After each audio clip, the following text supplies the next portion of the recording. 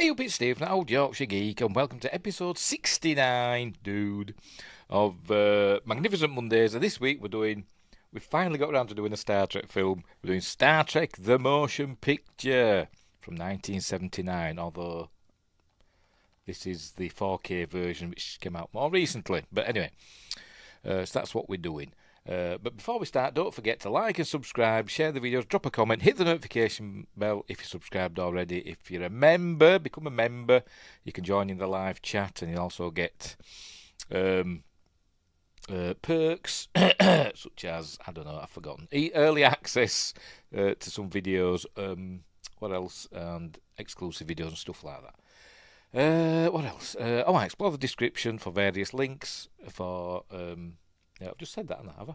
I don't know. Merch such as this, and other stuff, and all that jazz. Whatever. Right, let's get on with it, shall we? Windgrace is in the house, saying, "I am the Windgrace unit." That's a reference to the film that we're going to be talking about.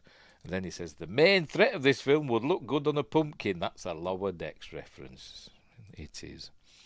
And Josh Temple's here, lurking in the background, with a harpoon. So if you see a glint in the darkness, it's the light glimmering off Josh Temple's harpoon. And then Windgrace says, they made Star Trek into films. Yes, they did. One or two of them, and some of them were okay. There were. Anyway, right, so we're doing Star Trek, the motion picture. I don't know why they call it. Why didn't they just call it Star Trek the movie? Or why did they just call it Star Trek? It was a thing, wasn't it? Because we had Superman the movie the year before, didn't we?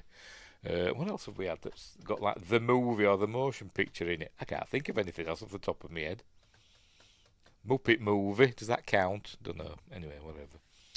Anyway, from 1979, excuse me, directed by Robert Wise, screenplay by Harold Livingston, from a story by Alan Dean Foster. It originally based on an episode of this were originally intended to be Star Trek Phase 2, a TV series that would have come out in the 70s, but they decided when Star Wars was such a massive success, they thought, well, we'll cash in on that and we'll make the most expensive film ever made at the time-ish, or thereabouts.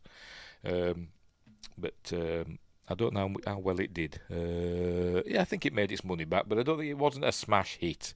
It had a budget of $44 million, which nowadays, I did look it up, adjusted for inflation, it'd be about $308 million. So it'd be up there with the most expensive films ever made. Its box office was $139 million, so it wasn't as popular as Star Wars, but it did okay. It's probably why the sequel, Star Trek II, The Wrath of Khan, probably why that got a budget cut and had to penny pinch. But anyway, as I was saying, the story was based on an Alan Dean Foster script for In Thine Image, or In Thine Own Image, I've forgotten. But anyway, which got made into this. Gene Roddenberry then went to do he wrote the novelisation. A lot of people think Alan Dean Foster wrote this novel, but apparently he didn't, and Gene Roddenberry actually wrote the novel. I've got it out because I had to look something up in it, so that's why that's there. Windgrace says America the motion picture came out in 2021, but that was a joke movie. I think I did hear about that, but I haven't seen it. And the UK, the film, that's what we got. The UK, the film, has never been made because it doesn't warrant it. Because with that rubbish. Right, what else was I saying? Obviously, it stars the usual gang from Star Trek. It's got William Shatner, Leonard Nimoy, DeForest Kelly, James Doohan, George Takei, Majel Barrett. I still want to pronounce it Majel, I don't know why.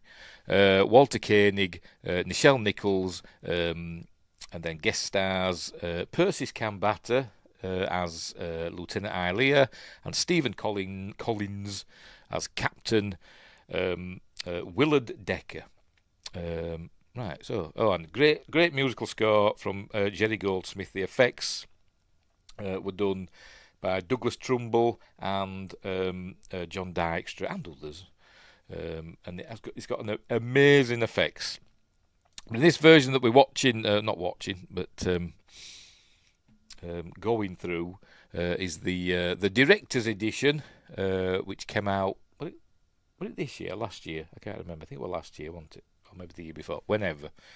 The 4K director's edition, which looks astonishing, and it's got like some CG enhancements in it.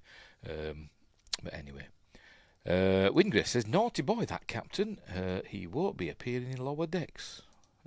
Why is he a naughty boy? I don't know. You mean the captain or Stephen Collins? I don't know. I've not looked him up. But anyway. He's off somewhere. Spoilers, he's off somewhere doing things in another dimension or whatever. But anyway. Right, so is that it? Shall we get on with it then? So I'll make myself teach tiny, but first I've got to do that. And then down I go into the corner of the screen. Obviously, not just be watching the film, because YouTube throw a paddy. He's rotting away for... Is it? Bloody hell, I didn't know that. I didn't know that. Stephen Collins, I didn't know that. Oh dear. See, that's what happens when you don't do your research. I didn't know that. Genuinely didn't know. Anyway, and he looks such a wholesome young man, doesn't he? Anyway, what was I saying? Can't remember. Oh yeah, we'll not be watching we'll be going through the film in a series of stills. I'll play the odd snippet, but anyway, so off we go. Hang on, let me mute it. So let's add it to the screen. A blank screen. Wingris says he did it playing the religious father on the show Seventh Heaven. Oh right, which I've not seen. I've never even heard of it. Probably didn't show over here. Right, off we go. Oh, I begin with an overture. Miss those. I wish more films would do overtures, and I wish long films would have intermissions. But we're listening to the love theme. I'll just play a snippet. The love theme. Is it also called Ilea's theme? Just showing stars, and everybody's getting to their seats in the auditorium. Hang on. Have I did it? Oh, I got it quiet. All right.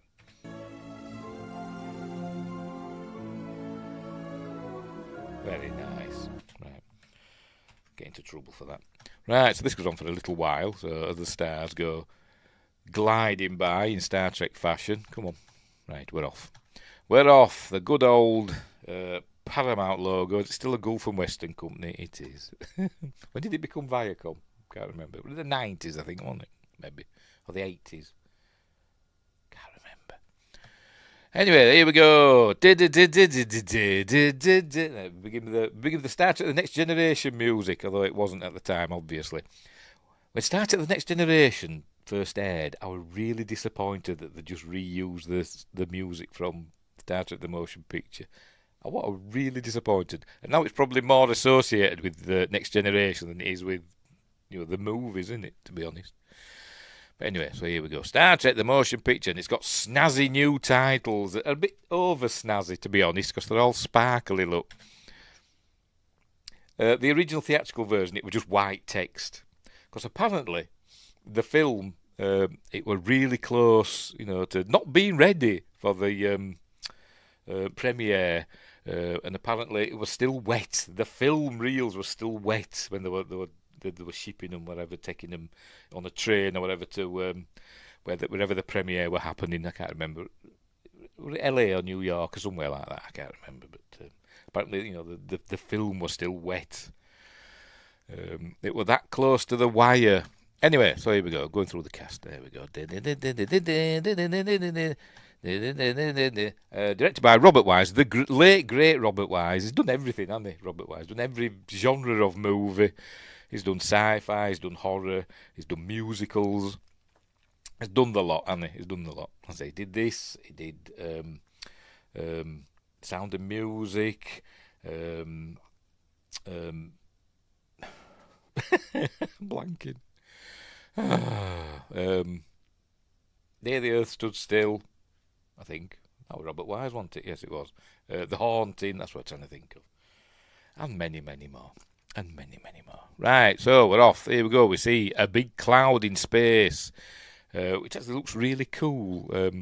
in this new version, it jumps out more. It was just in the theatrical version, it was kind of just a smudgy cloud, but in this, you get the feeling that you are going into this cloud, which is cool.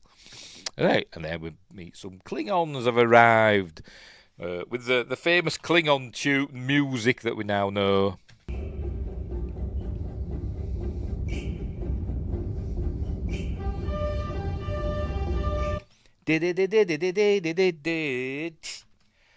That. And these are Katinga class battle cruisers. The next up from the D7s. These are called Katinga. I know that because it says in this book. So here we go. Cool effects. Anyway. And there's the Vija cloud, which we come to know as the Vija cloud, which we'll see again in Star Trek 2, just in a different colour.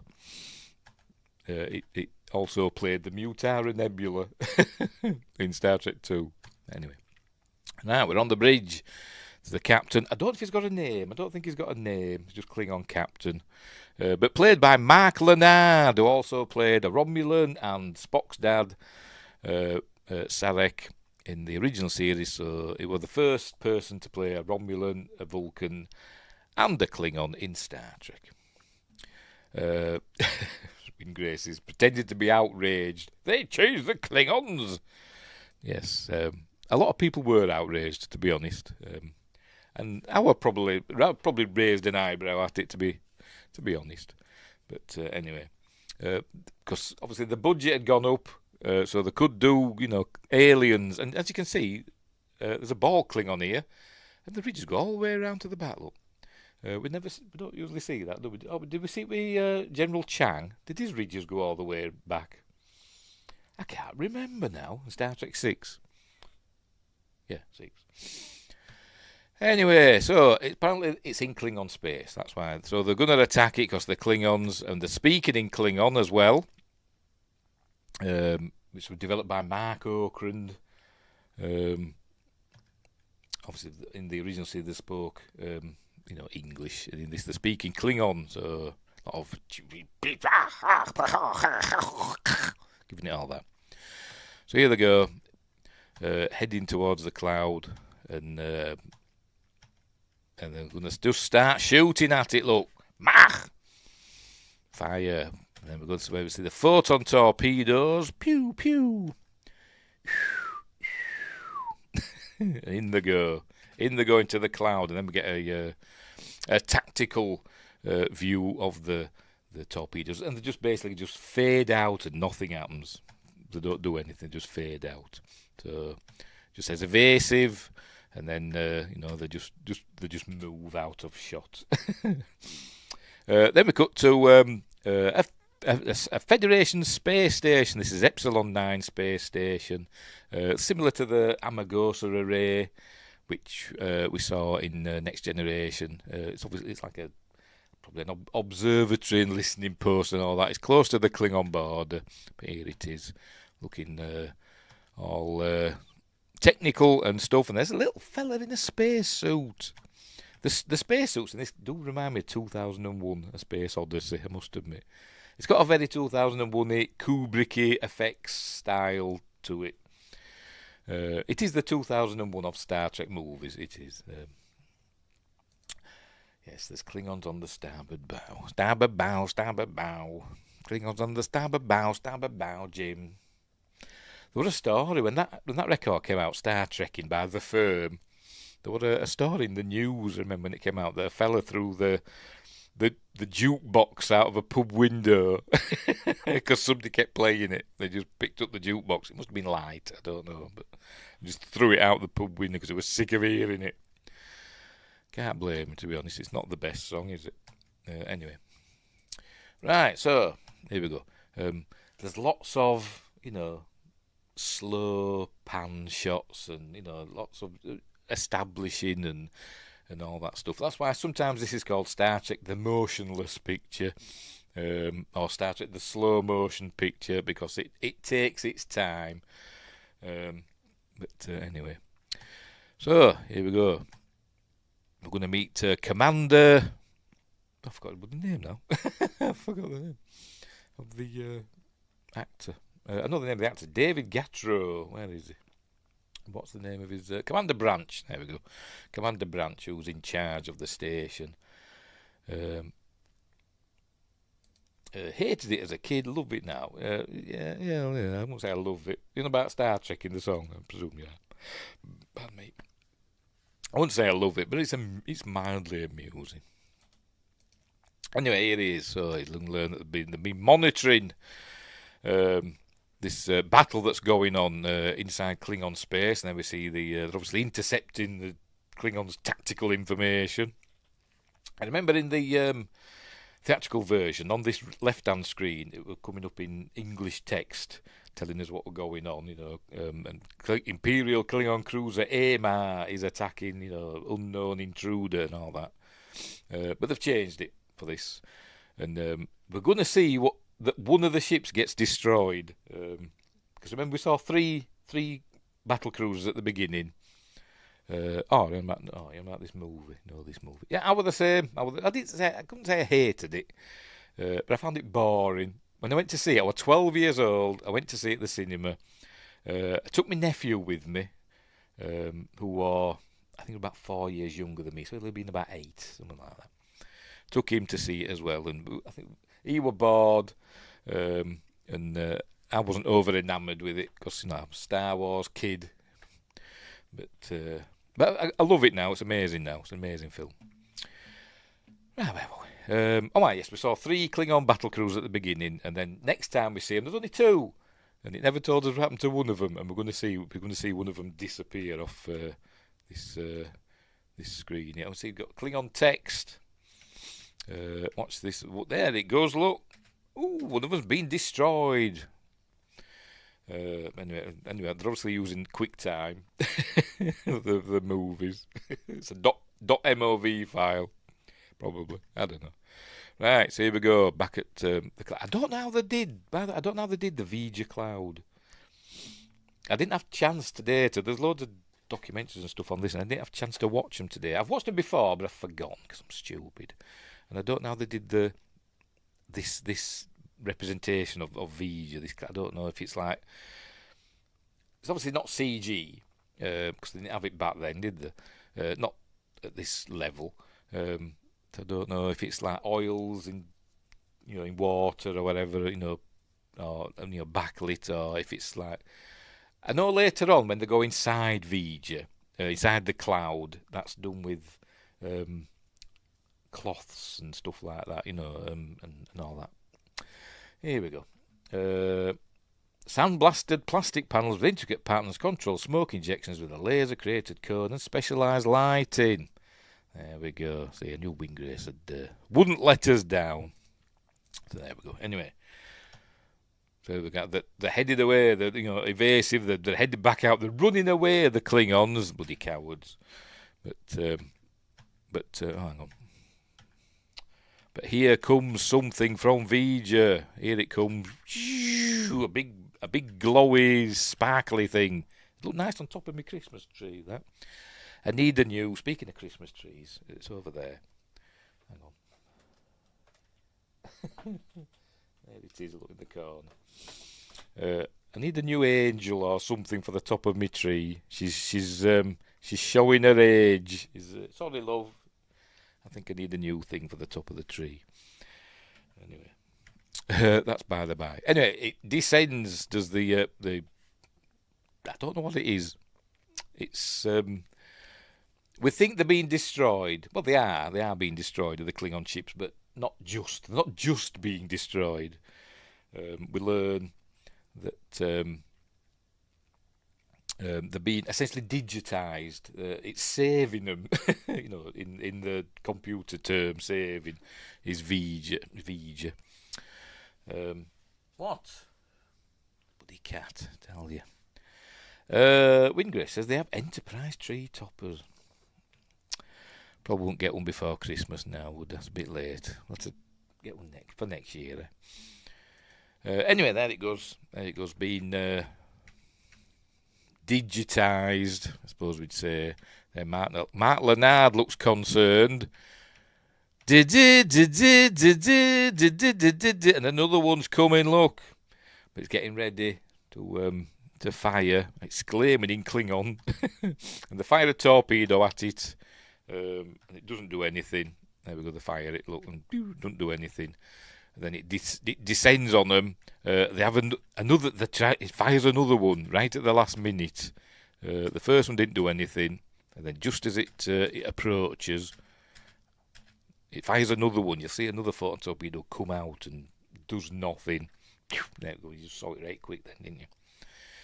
Anyway, so that's the end of this Klingon cruise. The Imperial Klingon cruiser Amar is digitised. I wonder what this text says. I wonder what it says. We are dead. Anyway, so has she got a name? I know she has, but I can't remember.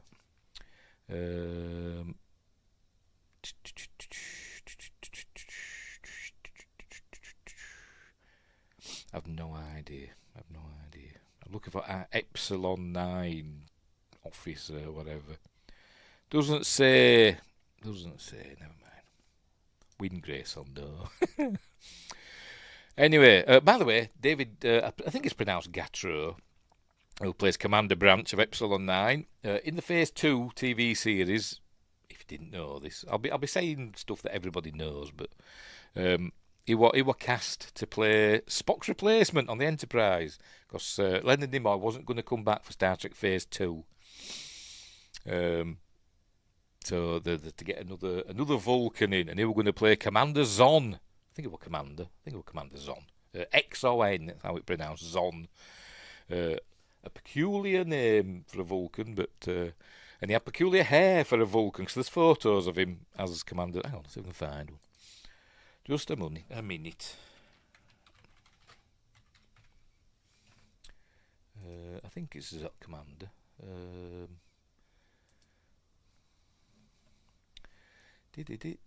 Yes, it was Commander Zon. Yes. Right, just a minute. Hang on. Come on, bloody hell. Oh, I'm having problems with the internet lately. Not that it's slow or anything, it's just me being an idiot.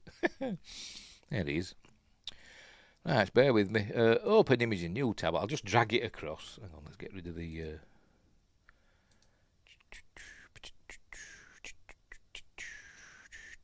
I can't see. My eyes are getting worse. Anyway. There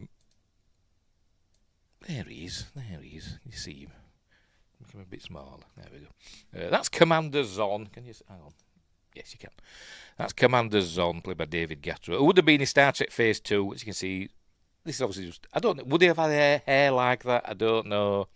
But... because this is obviously just a test or whatever, because they never actually got around to filming any of it, did they? But they built sets and everything, and they did do test footage and all that, but they never got around to filming any episodes. I don't think they did anyway. That's part of the reason why Star Trek the Motion Picture costs so much, because they include what they spent on the Phase 2 sets. A lot of them never got used. But anyway. So there we go. Someone is about to turn Epsiloff. Yes, in a bit. Not just yet. It goes on to say, surprise Lower Decks didn't canonise him, or maybe they still will in the multiverse. We've still got a whole episode to go. You never know. Anyway. Where were we? Oh, yes, she tells him he's got a heading on that cloud, Commander, and it's heading straight for Earth. Dun, dun, dun. There you go. It's on a precise heading for Earth. Not just the general direction. It's on a precise heading for Earth. There it goes. By the way, the size of the cloud changes from film to film. Well, in the... theatrical edition of the film. I don't know if it says in the book. Oh, let's have a look. Just bear with me. I've opened it on the exact, I think just about the exact page. I needed to. That was weird.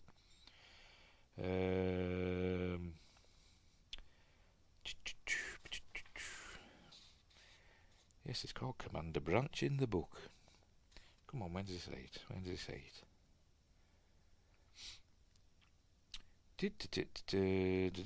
Just bear with me. The intruder is holding its heading.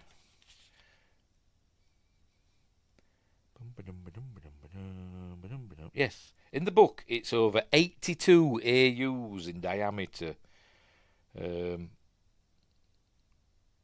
So an AU is an astronomical unit, and that's the distance from the Earth to the Sun. So it's 93 million miles. And in the theatrical version and the book, it's 82 times that. So it'd be way out beyond like Jupiter and Saturn. I think they're less than that from the Sun. So it's that big. It's basically the size of the solar system, isn't it? Essentially, and I think it does say that. I think Spock says that.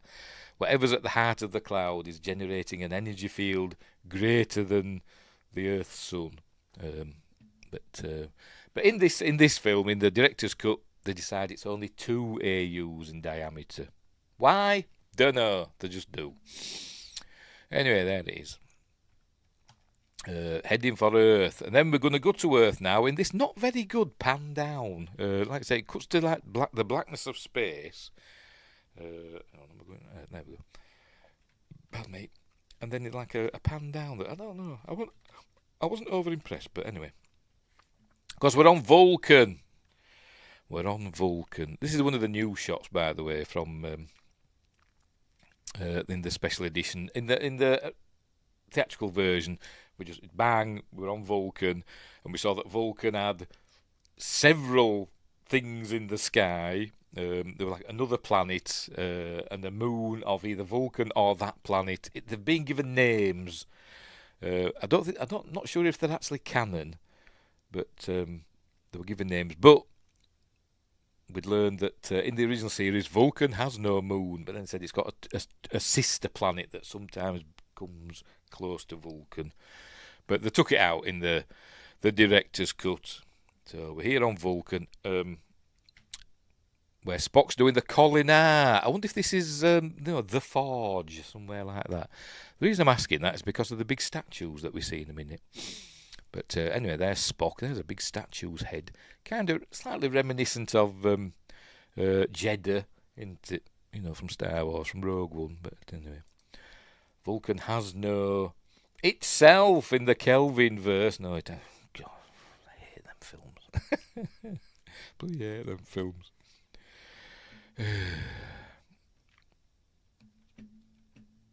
And now we'd seen Delta V. Oh no, I'm not going on about Star Trek. I'm not going about Star Trek 09. Never mind. I'll just get angry. Anyway, right. So we're on Vulcan, and I'm suggesting that we're in the Forge, which is an area of Vulcan that's quite dangerous, but they can send kids there to do their Kazwan ritual, spend 10 days or something alone in the wilderness, being eaten by I forgot what they call them now, Lamachas and all stuff like that, or wild sailors. But anyway, I've gone too far. But there is another shot of it. Oh no, it must be coming up. And there's Spock looking. I don't know. He's sat like that for. Look, he's sat like that. How do you do it? See, I'm no Vulcan. He's like that, isn't he? But as we know, when Vulcans do that, that's a sexual thing, isn't it? So he's doing a bit of Vulcan onanism. But anyway, that's by the by. Right, here we go. Big statues there that weren't there in the theatrical version. We saw the bottoms we saw the legs of the statues. We didn't see the full statues. Is this the Forge? Because he's like holding a big something or other. It's a big what do they call it? That what he fights with. I can't remember what they call them. In the original series. Them. So that's why I think it's the Forge, because it's got a very Forge-like atmosphere, but I'm probably wrong. Anyway, he's here to do his Collinar, the final part of his Collinar trade. Yes, a Lerper. Thank you, Wingrace. Thank you. See, Wingrace is handy to have about. Anyway, he's here to basically get his Collinar certificate. That's what he's here for. She's the the Collinar person. I'm sure she's got a name. And I'm sure I read somewhere they're actually speaking in English, but they're overdubbed in Vulcan. But I'm sure if you know what they're saying, if you can lip read, you can see that they're speaking English. But I could be wrong. I think I read that somewhere. She's the collinator with her two assistants. He looks a bit like Curly from City Slickers. Jack Palance. He kind of reminds me of Jack Palance. But anyway. I'm sure it's not him. Anyway, so she's about to give him his, it's not a certificate, his badge, his Collinar badge necklace, wherever it is. And he's explaining it, where Collinar is the Vulcan ritual. They like the rituals, don't they? For a logical people, they like the rituals and pomp and circumstance, don't they? But anyway, you'd think that's not logical, but anyway. So he's gone there to cast out all his emotions. He's basically turned himself into a robot. But just as she's about to award him that he said that he has achieved Collinar, he puts his hand up to stop her, and she does a mind meld with him, and says, "Your thoughts, give them to me." She's got lovely nails, hasn't she? She's got lovely nails, but I can hear the cat doing something. Where are you? I can hear you. I'm just going to check on the cat just a minute.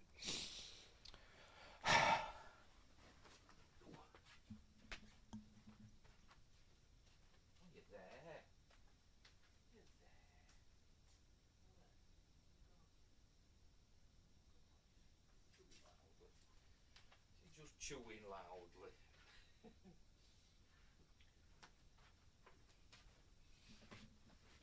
She's eating. She was just eating loudly. So don't do it, Spock. You need to remain a cowboy, because for his cowboy diplomacy. Anyway, so she does that. She does your thoughts, give them to me. Our minds, one and Etorepa, and she speaks some weird Vulcan things. But I don't. Why is V'Ger calling out to Spock? I don't know. I don't understand this bit. Why Spock has this connection with V'Ger, I have no idea. Because V'Ger doesn't seem to be saying, "Come in, Spock," and later on, it doesn't seem to recognise Spock in any way. It's like, "Ooh, you, I know you."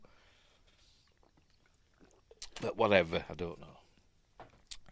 So it says, "This consciousness calling to you from space, it has touched your human blood, Spock.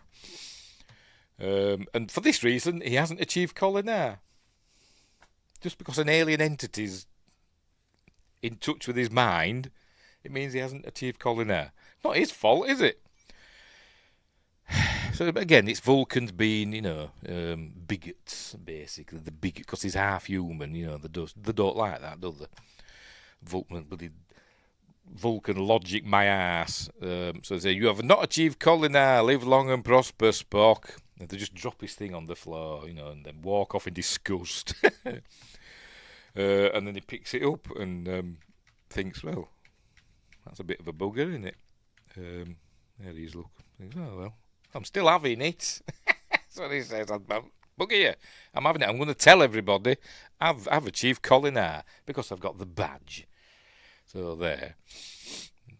That's what I'd do. And then we cut to Earth in San Francisco. Stardate, I'm going to say in a minute. 7410.2, which is the year 2273, apparently. So it's. Now then, what was it? 2266 was the first year of the Enterprise's 5-year mission, wasn't it? So obviously that ended in 2271. So yes, it's been a couple of years. Kirk's been an admiral, we learned, for a couple of years. Anyway, but in San Francisco, there's the Golden Gate Bridge.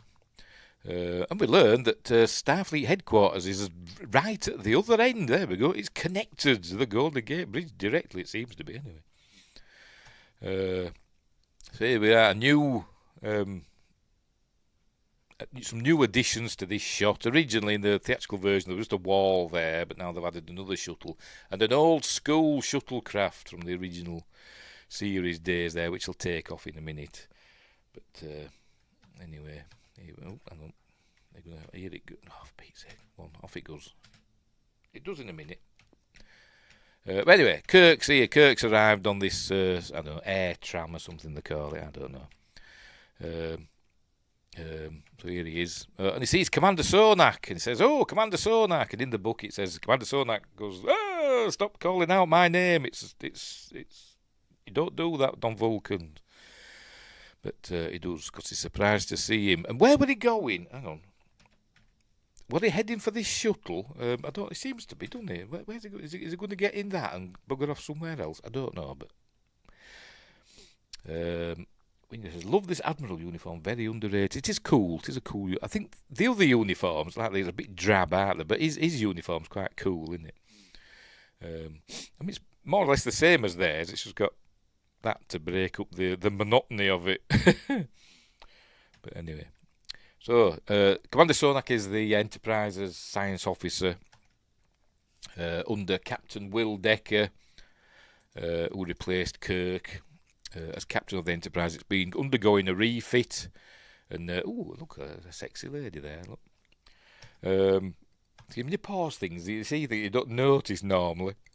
But anyway, they're heading up the escalator, because escalators are still a thing in the 23rd century, and that shuttle's going to fly off in a minute. It does. I don't know what she's doing over here. Don't know. She's having a sandwich or something. Don't know. I want this shuttle to take off. Come on, go, shuttle, go. It's not going to go, is it? There it goes. Meow, flies off. Right, so this is where we learn that Kirk is... he plans to be on the Enterprise after a meeting with Admiral Nagura. So he's... And we learn the Enterprise is due to launch in 20 hours, and Kirk says 12, and all that stuff. So he says, report to me in 1 hour. And so he does his Vulcan raising the eyebrow thing. So anyway, then we cut to an upside down regular one space station. I know it ain't, but well, it is. But this is just. I can't remember what they call this. Is it just like space office complexes, orbital offices, or something like that, isn't it? It's not space dock, because we haven't got that yet. We don't get that till Star Trek 3. But anyway, they reused this model in Star Trek 2, just turned it upside down and called it Regular 1. Anyway, so here we go. Cool effects. That's a work bee. That's a work bee towing some, whatever, I don't know. Probably pizzas or something like that. I don't know, but here we go. So we zoom in. There's a shuttle pod. Is that what they call them? I don't know. I've meet docked there. Right, so orbital office complex. There we go. See, I knew Wing Grace. I knew. I was close, wasn't I? Yes, you were right. He says. Anyway, so we're getting lots of views. I've pressed the wrong button again. There we go. Lots of views. And when I first saw this film, the ship that's going to appear in a minute, it's another work bee, but it's like carrying something. I thought it was a TIE fighter at first, because it kind of reminds me of one. There it goes. Look. Looks a bit like a TIE fighter, doesn't it? Whizzing by. It's a work bee holding some structural piece of something, but I just thought it was a TIE fighter. But when I first saw it back in the day. Anyway, we're going to zoom in. I've always wondered, what's this bit for? I don't know. Is it a docking bay? I've no idea. Right, so we're here. We're here in the transporter room of the orbital office complex. See this fella here with his big forehead and hair like mine, strawy hair.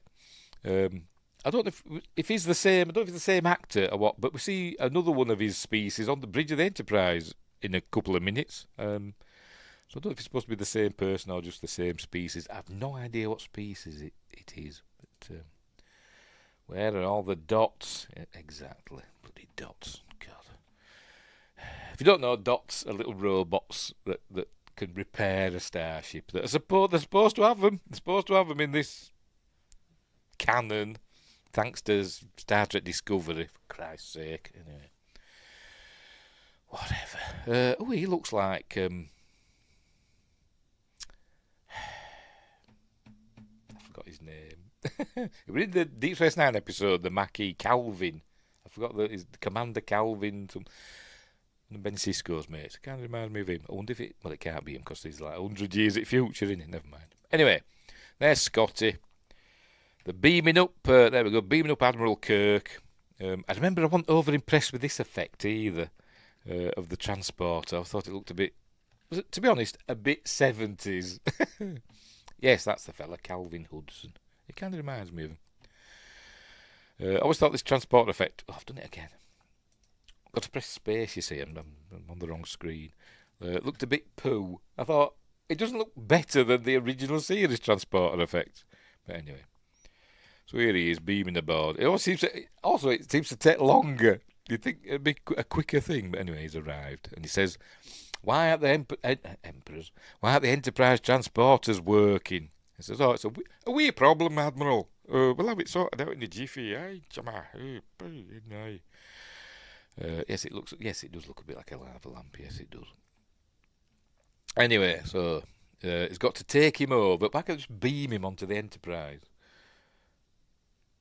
Reasons, but they beamed him up to the orbital office complex, and he's going to take a shuttle pod or whatever over to the Enterprise. It's where we learn the Enterprise has been in space dock for 18 months, having a major refit. So it's how in the name of hell can you expect me to be ready in 12 hours? And so he's going to tell him in a minute. There we go. Going to say that an unknown object of unbelievable destructive power is less than 3 days. Oh, it says there, less than 3 days away from this planet, and the only starship in interception range is the Enterprise. Is Starfleet lost all its ships or something? Maybe it's because of the Klingon War. Do you reckon? Wingress says the stress from this movie gives Scotty an eating disorder. Yes, he does. He goes for shore leave, doesn't he? And suffers from shore leave for the next film. I mean, fair enough. The next film, Star Trek 2, does take place 12 years after this, doesn't it? But anyway, said James Doohan let himself go, didn't he? In the 3 years between these films in real time. But anyway, never mind. Yes, the Enterprise is the only ship in interception range. What's happened to all the other ships? I'm going to blame the Klingon War that happened in Star Trek Discovery and nowhere else.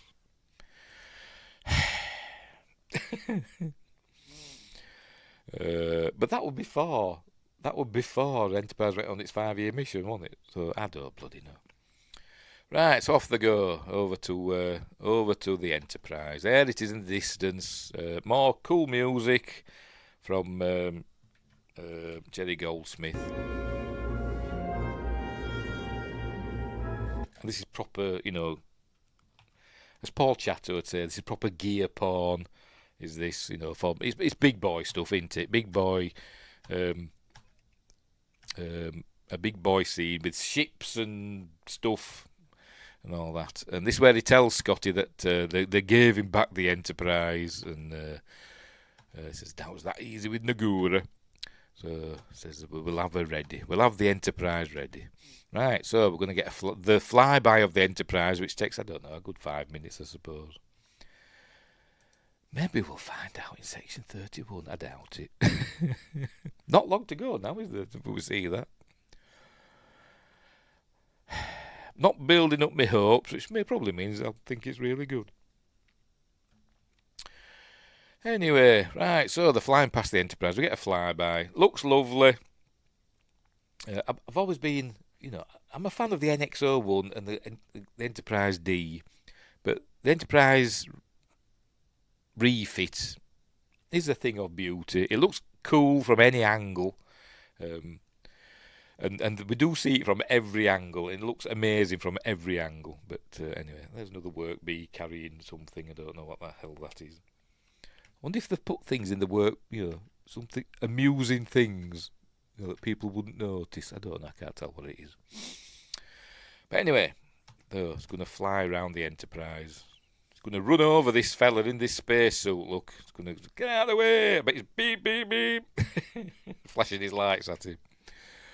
Look, he's going to run me over in the shuttle pod. But anyway, so we're getting lots of views.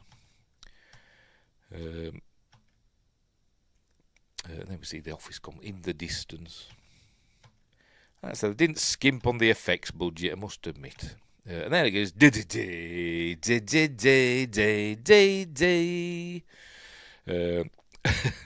there we see the Enterprise from the front. We can see, the refit that's happened. Oh, we will in a minute.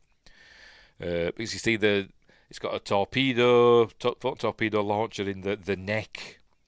It was originally fired from the beneath the saucer section, didn't it? But now in the neck. The deflector dish is totally different.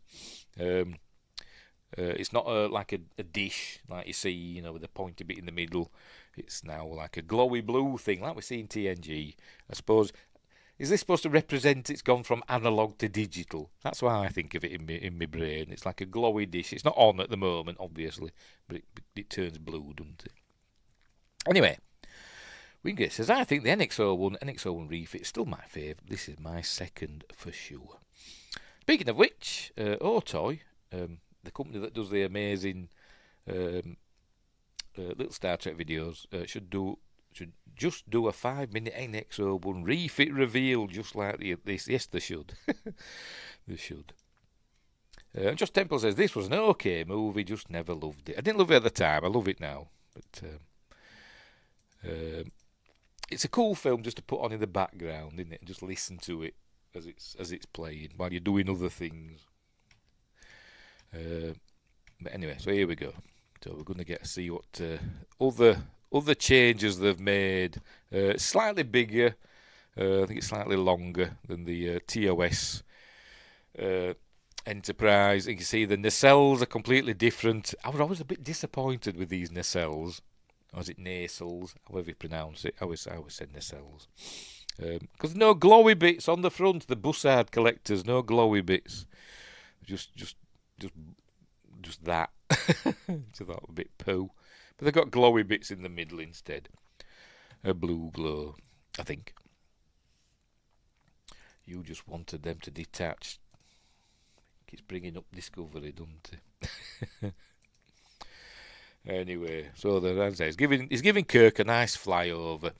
It'd be nice if, for this director's cut, where they did all these, added all these little CG stuff in. If they'd CG'd in some people walking past the windows, that'd be nice, wouldn't it? But they didn't, so never mind. Then we get a nice shot of the shuttle bay with the doors open, with stuff going in and out. Then he brings him round. Oh, there we go. See, lots of people just floating about, not seemingly doing anything. But anyway, so we're going to take him to this docking port there. Or was it there? I think it's that one. Yes, in the engineering section.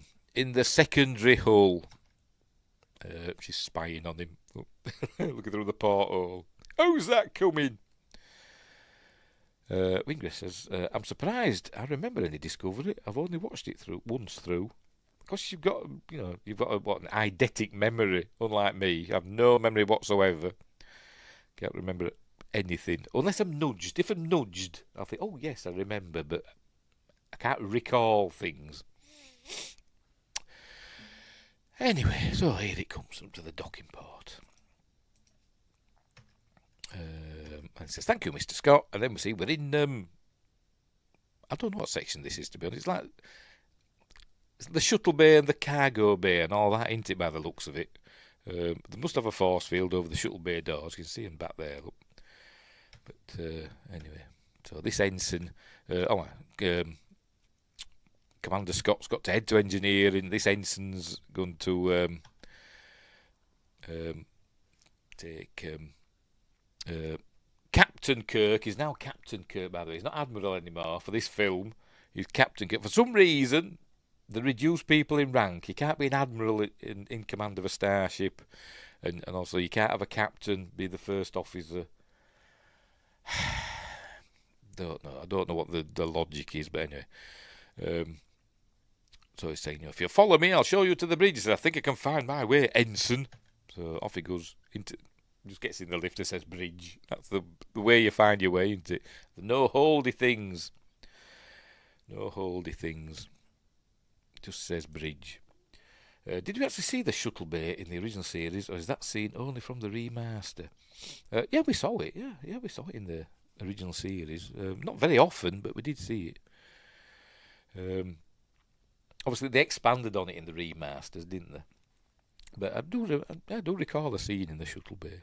I don't think it showed the shuttle like flying out all snazzy like in the remasters, but we did get a view of it.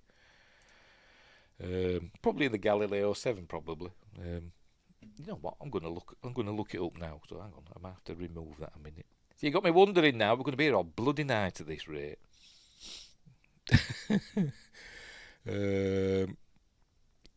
If I can find me, I can't remember what folder it's in.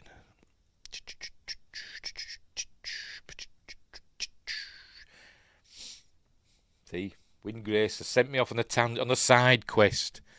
Come on, computer, bloody hell. It's being slow, because it knows time is of the essence. Well, I forgot what I'm looking for. Oh, yes, Star Trek.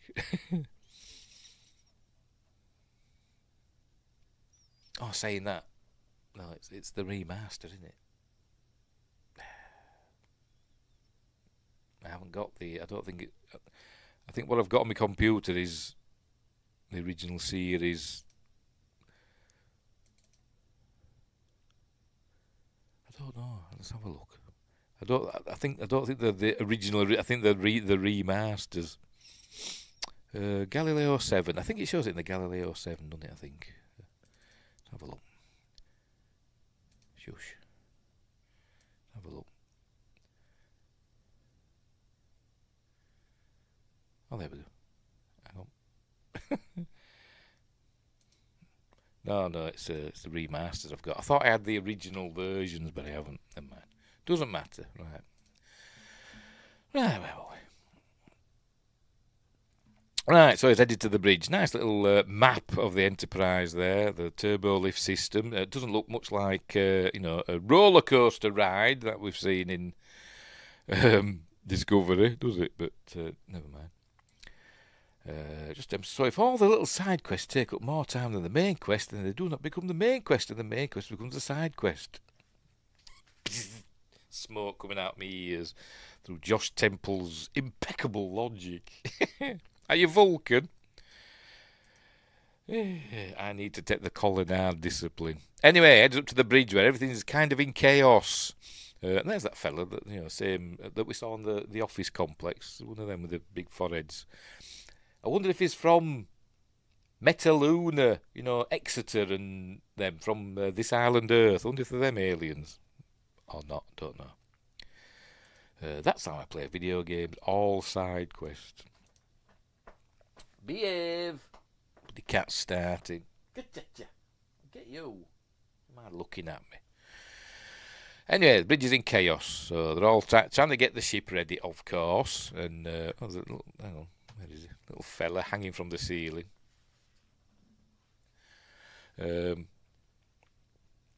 All in their snazzy new uniforms, and there's a Jedi there by the looks of it. Just drawing something on the view screen. View screen, not window. Pardon me. Windgrace says, Randerite, it says. Oh, right. Is that what they are? Hang on. 1% on my mum's side. 3% Andorian. So, a bit of a mongrel. It's just Temple. Dear. Anyway, I'm Tellarite. I'm an ugly bugger, like the Tellarites. Anyway, so here we go. So it's first view of the bridge. There's a Uhura shouting at somebody. Captain Kirk arrives and I'll say, "Oh, look, Captain!" Not Admiral. Been told about his change of command orders. Here comes Sulu. He wants to set course for Rigel 7. That's all he knows where to go. got little stubs on your head then. Oh, talk to Josh, because he's 3% Andorian. Anyway, so it says basically saying, no, we've got to get ready. Oh, aye. Then we start seeing Robert Wise and his bloody split diopters, that line down there. Use it loads of times, this film. It does my head in. If you don't know, a split diopter is like a little lens or whatever that you put on the movie camera. And it means the foreground and background are all in focus, but you get this like blurred effect. Because obviously the background, in one half or wherever the split diopter's set, for the foreground to be in focus, that the background for that side is blurred, but the background for the other side is also it looks stupid and I hate it. But anyway, so split diopters used all the time. But anyway, I assume they could have taken that out in this version. You'd have thought so, wouldn't you? Or some sort of smoothing or something, or just made that in focus. I don't know, but anyway, he does it loads in this film for no reason. Anyway, so he says, where's Captain Decker? He's in engineering, so off he goes to engineering. But then, it says to Mr. Chekhov, assemble the crew in the recreation deck, whatever it's called, because he wants to, there you go, to show them what they're facing. And then Sulu says, he wanted her back, he got her. And then this fella, Randerite, I don't know his name, but he's got yellow eyes, so he must be a Sith. It says, and Captain Decker, he's been with the ship all through the refit. And then Uhura says, Ensign, our chances of getting back from this mission may have just doubled. And the gentleman who plays Chekhov, yes. I saw that video the other day. William Shatner couldn't remember Walter Koenig's name, could he? And the people wonder why they hate him, but can't remember everybody. With a star, wasn't he? Anyway, right. So another split diopter. Look there. Look. Oh, stop it. Just so they could have everybody. They just move the camera back. Well, the bridge that badly set, that badly designed, that they had to use split diopters to get people in focus. I don't know, but did we need to see them in focus? She's doing the speaking. They're not talking. Have them a bit out of focus. It'd be fine. As focus is supposed to be on Uhura, because she's talking. Anyway. Right, so he's headed to engineering. Here it is. Is it the same set that they used in TNG? Because it's got like a lift, these little elevator things. There he is. I was going to go down in a minute. Here he is. Look.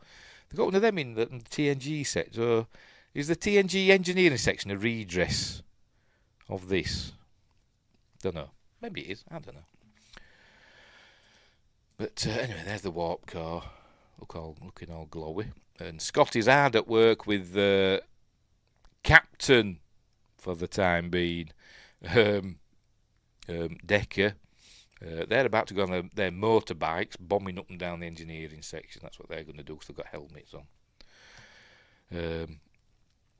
So he thinks they're just Admiral Kirk's there to see him off. He says, "Oh, we'll have the Enterprise ready. Don't worry." He says, "Let's talk." He says, "I'm replacing you in the centre seat. I'm taking over as captain of the Enterprise." He says, "What? You bloody what? You're doing what?"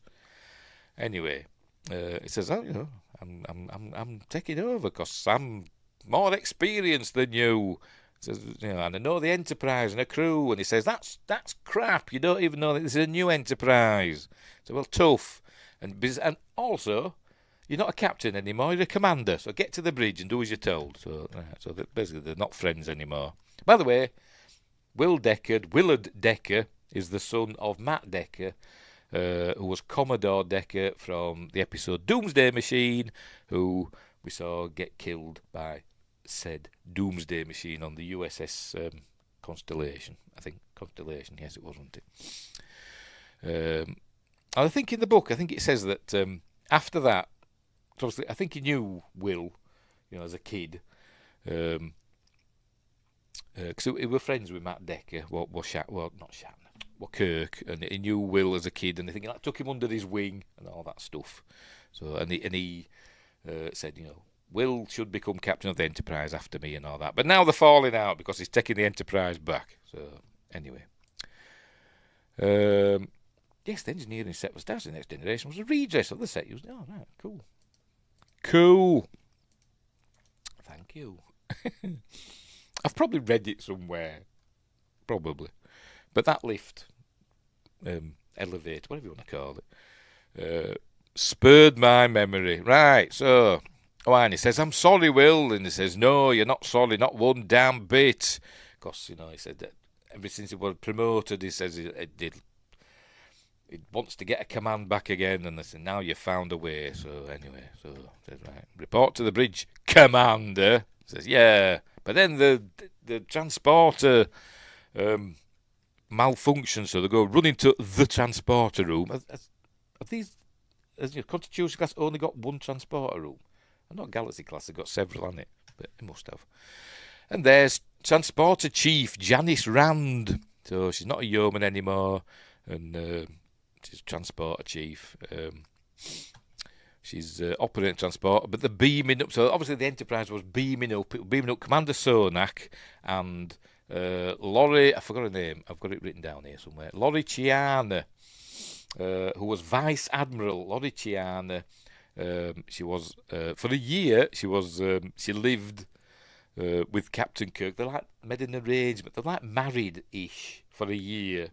They lived together, and then split apart. But they still loved each other. But it was just a temporary thing because it's the future and it's Gene Roddenberry. It's all weird. But she was a Vice Admiral working with Admiral Nagura, like Kirk was. And she wanted to go on the mission with him because they were in love.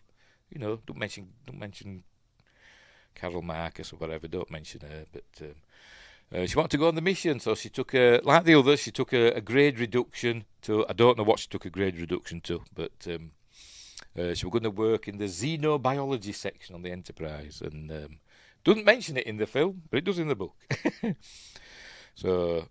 He's going to lose one of his loves here, along with Commander Sonak. But it all goes awry, and they just beam back to the Starfleet commander, whatever.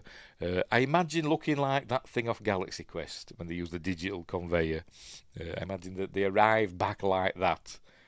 And they exploded, and all that stuff. But what we got back didn't live long. Oh dear. So he's fed up now, and now he doesn't know where to go, and he's lost. So he's got to ask this young lady back that way, sir. And then he encounters Commander Decker. Not very flattering, these onesies, are they? Not saying anything, but your eye is drawn to an area, isn't it? But anyway, he says he still wants a Vulcan. As science officers, none available. Says, well, none that are fully thingamabobbed on this design. They're fully rated on this design. Says, well, you are, so you're going to have to double a science officer. So says, well, I hope I'm getting paid twice the money. He don't say that, but never mind. Right, make sure we're still going. Right, so he's got to be science officer and first officer, executive officer, whatever the hell his job is. Right, so they're on the wreck deck now, and he's showing them what happened to the Klingon ships, scaring the crew to death. So they're all afraid, and I'm just looking to see who we can see. I think these are all from the fan club, Star Trek fan club. I'm sure I saw that somewhere. That all these crew members are all from the Star Trek fan club. They looked after them for the day. There's an Andorian, and there's other aliens mixed in. Oh, there's that fella again. I forgot what you said. Randarite. I'm going to call him Exeter from this island Earth. God knows what that is. Don't know. He's got a unibrow, so he must be from the planet Werewolf or something. Oh, look.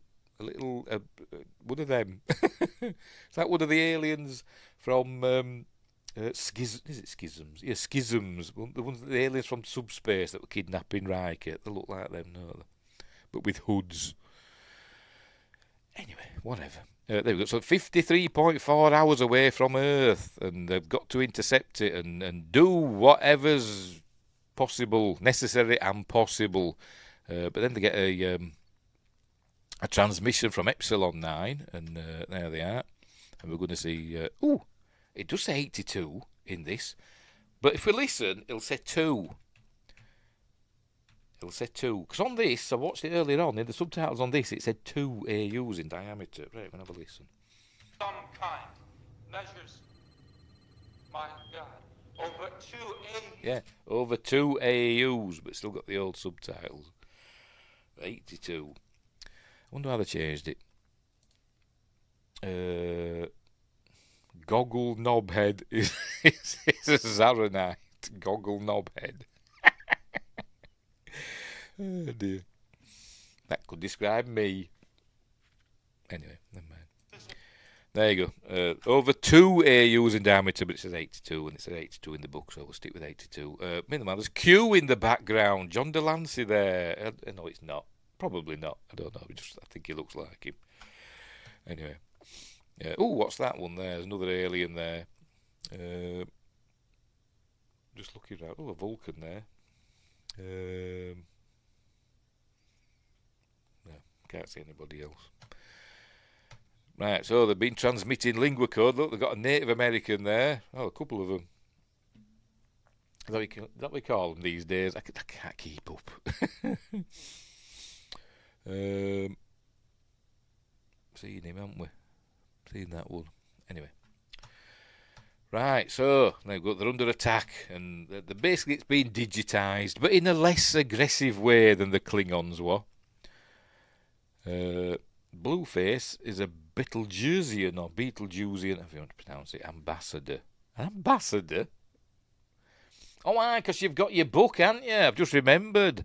Windgrace has got it from what do you call it? A charity shop, what do you call them? Thrift store. You had that book with was it a book? You had something, didn't you? That had all the aliens, didn't it? From Star Trek: The Motion Picture. He's got a video of it on his YouTube channel. So go and subscribe to Windgrace, and you'll see his video. Anyway, yes, Vija is digitising Epsilon 9. It's the interior. That's it. Yes, that's it. Yes, the vinyl soundtrack, of course. Yes. Yes. Here we go. I'm going to see another. There we go. Another astronaut here, and he's going to freak out in a minute. Are you ready? Here he goes.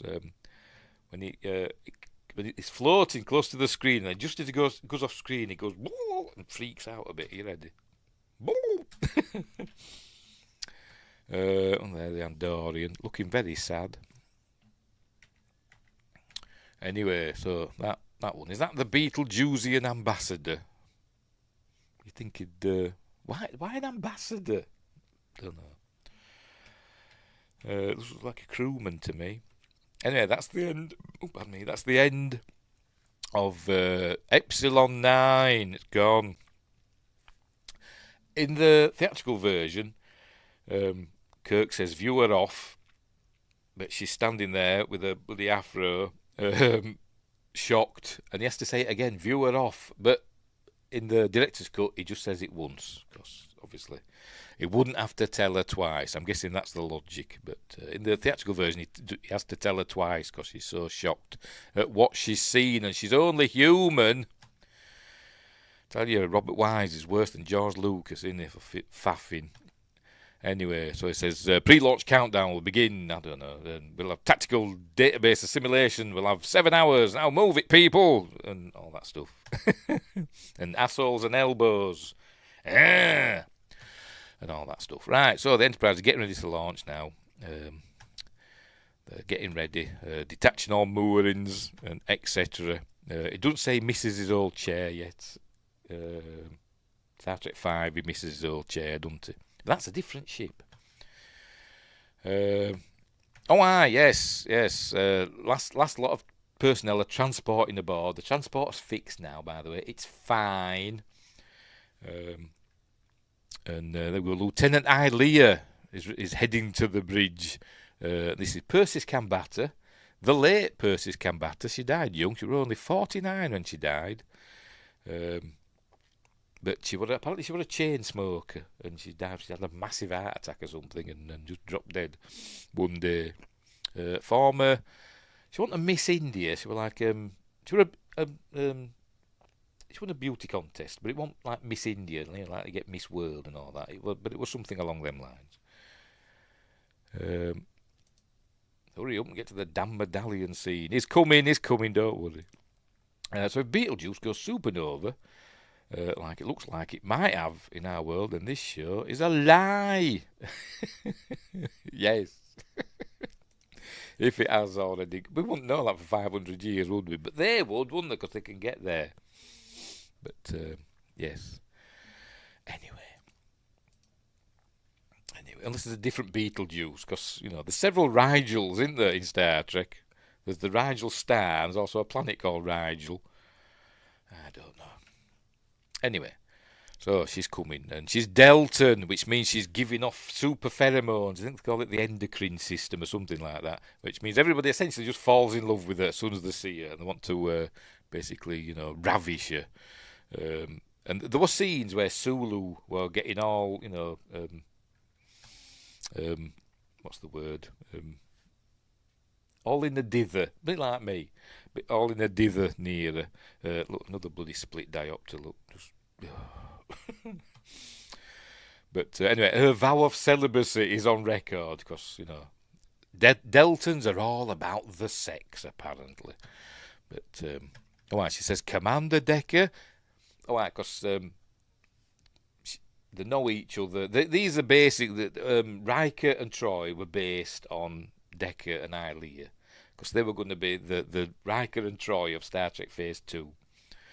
But anyway, she shaved her head for this, and she was originally signed up to do 5 years, 5 seasons or whatever of Star Trek Phase 2.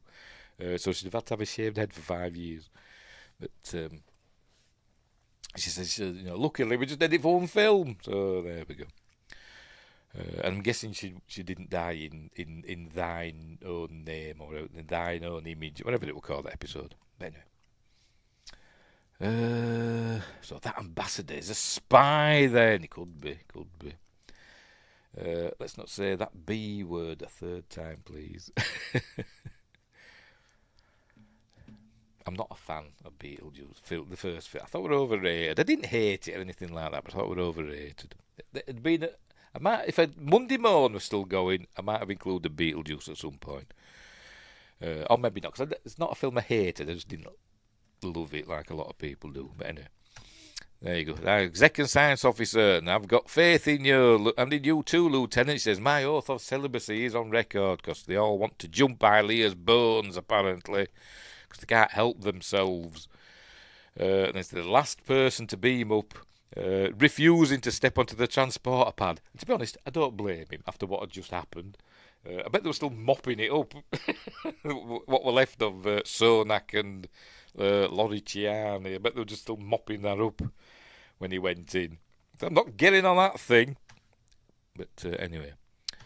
So he says, he says, we go first, sir. Seeing how we get their molecules done, well, I don't know. So here he comes with his medallion and everything, with his lava lamp 70s transporter effect, which looks worse than the original series. But anyway, whatever. Here he is. Apparently, it says in the book, I can't remember, but he'd been off doing like a bit like Crusher in the Picard series. She went off to do other, medical things around the Federation and elsewhere. He were off doing stuff like that, wasn't he? Apparently, he left Starfleet, but they've drummed him back into service. There you go. In simpler language, Captain, they drafted me. But anyway, so it says, I need your bones, so to speak. By the way, he's got the headpiece to the Staff of Ra, hasn't he? Don't tell Indiana Jones. Oh dear. So, well, Jim. Jim, that's a fake beard and moustache. Just got into sick bay, just went, whipped it off. He says, well, Jim, I hear Chapel's an MD now. Well, I'm going to need a top nurse, not some doctor who's going to argue every diagnosis with me. How did I remember that word for word? He just walked on set like this, is my guess.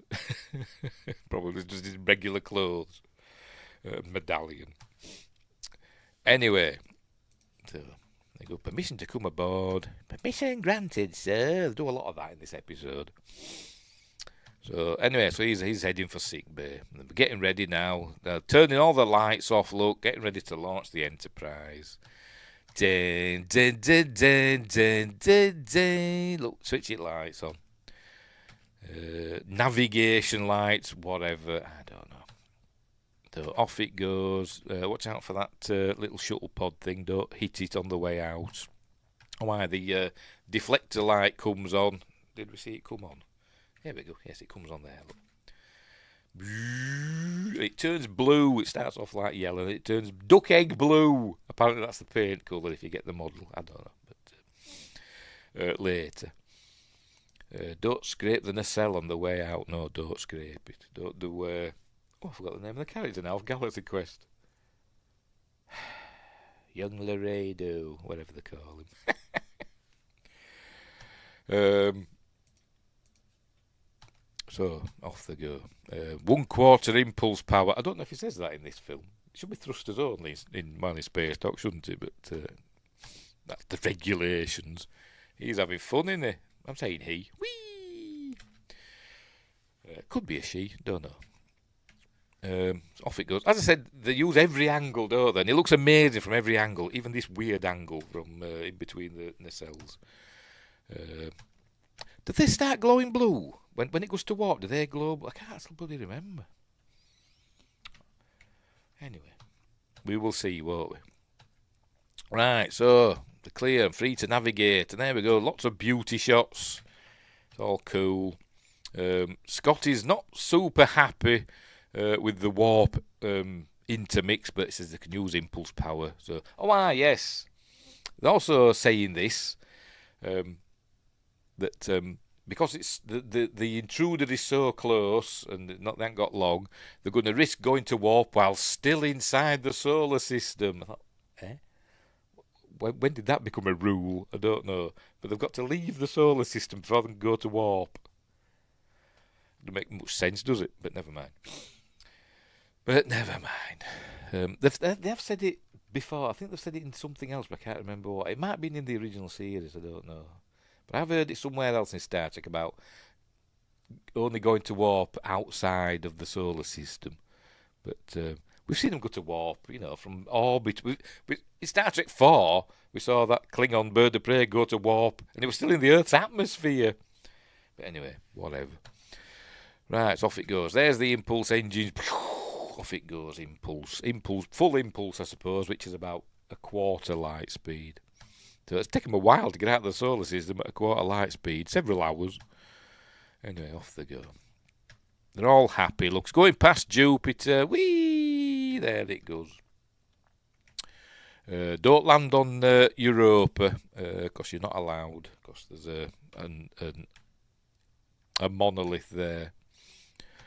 Right, they accelerate to warp 7 on leaving the solar system. But it's all going to go pear-shaped in a minute. See, Bones got rid of his medallion. He's had a shave. Well, he just whipped off his false beard. Still a commander. Actually, no, he's full commander now, isn't he? He's got full commander stripes now. He was lieutenant commander in the original series, wasn't he? Now he's got full commander stripes. Congratulations, Bones. And Justin 34's here saying hello, everyone. We're just about to go to warp. Justin. That's it. Scotty's saying it's not right. It's borderline on the simulators. He says, right, we're going to warp. Oh, right. And Bones says, Jim, you're pushing. Your people know their jobs. Because he's a bit rusty. He's a bit rusty, is Kirk. But anyway, So it says, right, warp 1, but it all goes wrong. There we go. Oh, so when we first saw the warp going into warp. Never saw that in the original series, and we were like, wow! But it's all going wrong. Wormhole effect has happened. Not the same as like the Bajoran wormhole. It's like an effect when they're like not quite at warp and all that, and it's it's a subspace tunnel or something like that. I don't know, but they're stuck in it, and it's going to take 30 seconds, something like that, before they drop back into normal space. But it's all so it's all going on. That's why it's all and lines and stuff. There it is. Look. But we've learned that an asteroid has been pulled into the wormhole with them. There it is, an asteroid. So Kirk says, shoot it with the phasers. And what's his face? I forgot his name already. Decker says, no, belay that phaser order. They're all speaking slowly because their voices highly distorted. 20 seconds. They're giving it all that as well because it's... there we go. Belay that phaser order. Photon torpedo. So Chekhov's doing the weapons console, by the way. There you go. I'm armed. Photon torpedoes. Then Chekhov goes, photon torpedo. It says it like that. There we go. Says it. I don't know why it says it like that. Armed. But cool effects though, I must admit. All the looks cool. Anyway, so they find a photon torpedo, and just in time, here it goes, targeting the asteroid. Just get on with it, shoot the bloody thing. Fire torpedo. Off it goes. There we go. Got blue torpedoes in this. I think it's the only time we see a blue photon torpedo. Or maybe it's a tri-cobalt device, I don't know. Or what's the others? The ones they have, the Enterprise E has them. What do they call them now? Them super duper photon torpedoes that are not tri-cobalt devices. I forgot what they call them. We see them in TNG. But anyway. But usually they're red, aren't they? But anyway. The Klingon ones were red. Oh, it does have a blue glow. I thought so. I thought it did have a blue glow on the inside. Anyway, so there we go. They've blown it up just as they drop out of the wormhole effect. So he says, "Come on, Mr. Scott, sort it out."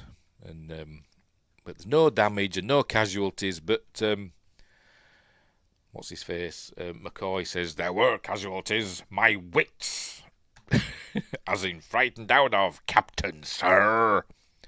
Anyway, so they've got struggled to get the warp engines back working again. He says, Mr. Decker, I'd like to see my quarters. I'm guessing his quarters are quite close to the bridge. I don't know. I haven't seen the layout.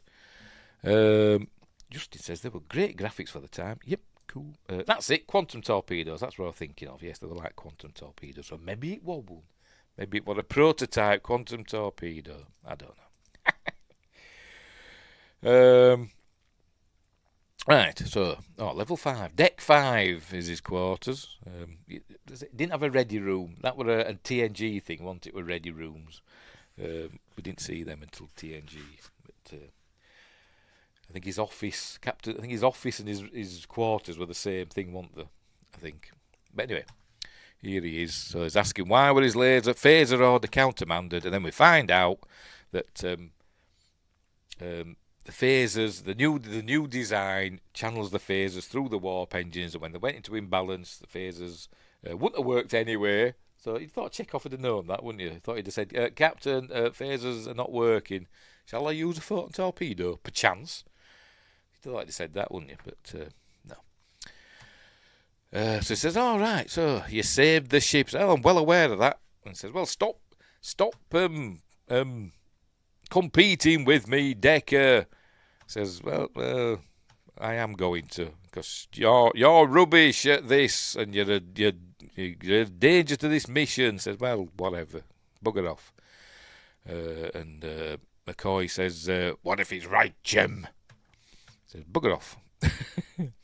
Then he comes across Ilea, and this is like what we did with Imzadi and all that. It's like with Troy and Riker.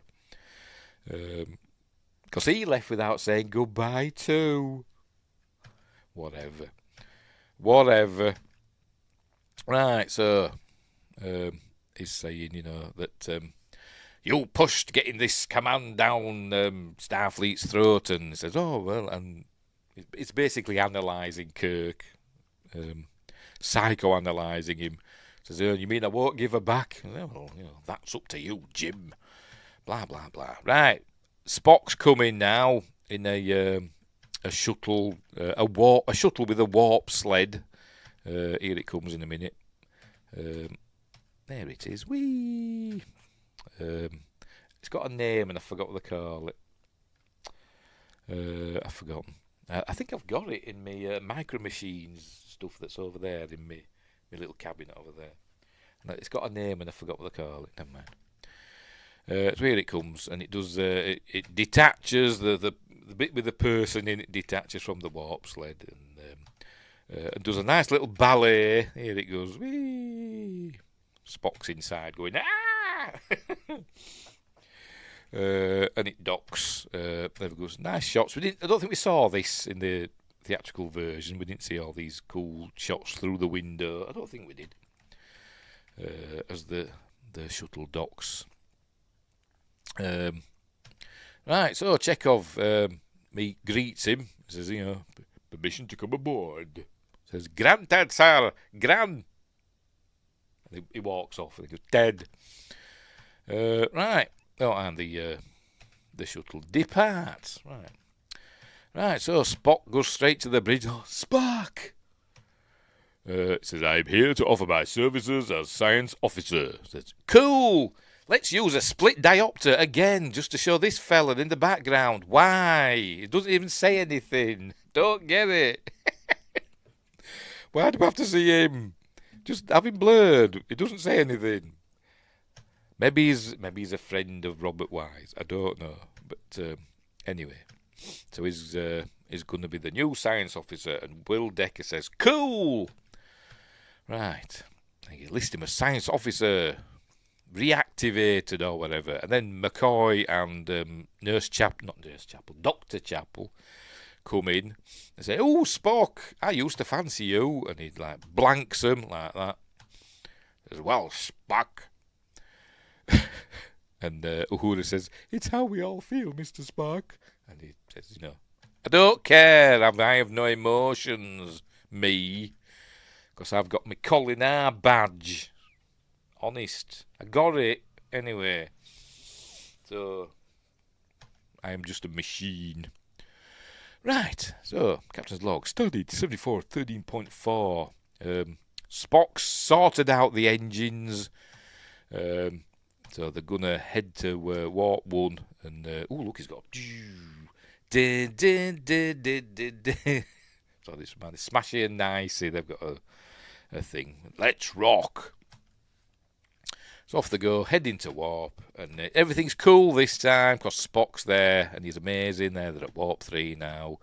They're going to warp 7. By the way, the bit that you see where that's just the acceleration mode, and then it's dropping. There it is. It's at warp 7 now. It's not accelerating anymore. Then we just see it. It's there. It's off. So I think when you see in later films when you see them at warp and they're going pew. That's not really, that's just the acceleration mode before they actually hit the warp speed that they're wanting to go at. But anyway, whatever. Right, so they're on the way. They should have put the TNG warp effect in, shouldn't they? That's, the best one, isn't it? With the streaks of stars and stuff, but they didn't. Right, so they're going to have a little chat with Spock, and he's going to tell them all about the consciousness he felt when they were on Vulcan, doing his Colin discipline. Discipline you broke to be with us. And Spock goes, yes, I decided not to do it anymore. So So that's what it's saying. So he thinks it holds his answers, this consciousness from space. And McCoy says, well, it's lucky me hands to be going your way. And Kirk says, shut up, Bones, I need him. Because he needs everybody, doesn't he? In this film, it says, any more feelings you have from this consciousness, I expect them to be reported immediately. It says, okie dokie, Skipper. That's how he says it exactly. That's, verbatim from the script. And, and McCoy says, well, what if this consciousness is so important to him, it says, will he put it, will he put that ahead of the ship? It says, oh, no, Spock would never do that. And I think they cut this bit out, actually. I think in the theatrical version, I think McCoy says, how can we be sure? How can we be sure about any of us? And I think they've cut that bit out here, I think. I think they have, anyway. Oh, no, it does. I thought they cut that bit out. Anyway, they haven't. I was wrong. Right, so they're there now. 3.7 minutes on cloud visual. Red alert. So they've arrived at Vija, at the cloud. It's just called the Intruder at the moment, by the way. They don't know it's called Vija yet. They're transmitting lingua code on all frequencies, no response. There we go, Captain, we are being scanned. Exact centre of the cloud. And it says, Captain, I believe there may be an object at the heart of that cloud. Yeah, probably guess that. Anyway, and he says, don't scan it back, because that might be interpreted as a hostile action. Anyway, so, Decker's saying, well, we should go to shields and all that stuff, and yellow alert, blah, blah, blah. And Kirk says, no, that might also be construed as hostile. And he says, well, what am I supposed to bloody do then? That's what he says. And then he says, whatever. He actually says, it's my job to point out all, alternatives. That's what he's going. Yes, it is. I stand corrected. Right. So, tactical plot on viewer they did there, but now we're going to get a cool shot. They're doing there's another split diopter there, isn't there? You can see it lying there. Does my head in. Spock's having a moment to keep sensing things from... How can he sense things from Vija? It's a machine. But I don't know. But anyway. Is consciousness, whether it's organic consciousness or machine consciousness?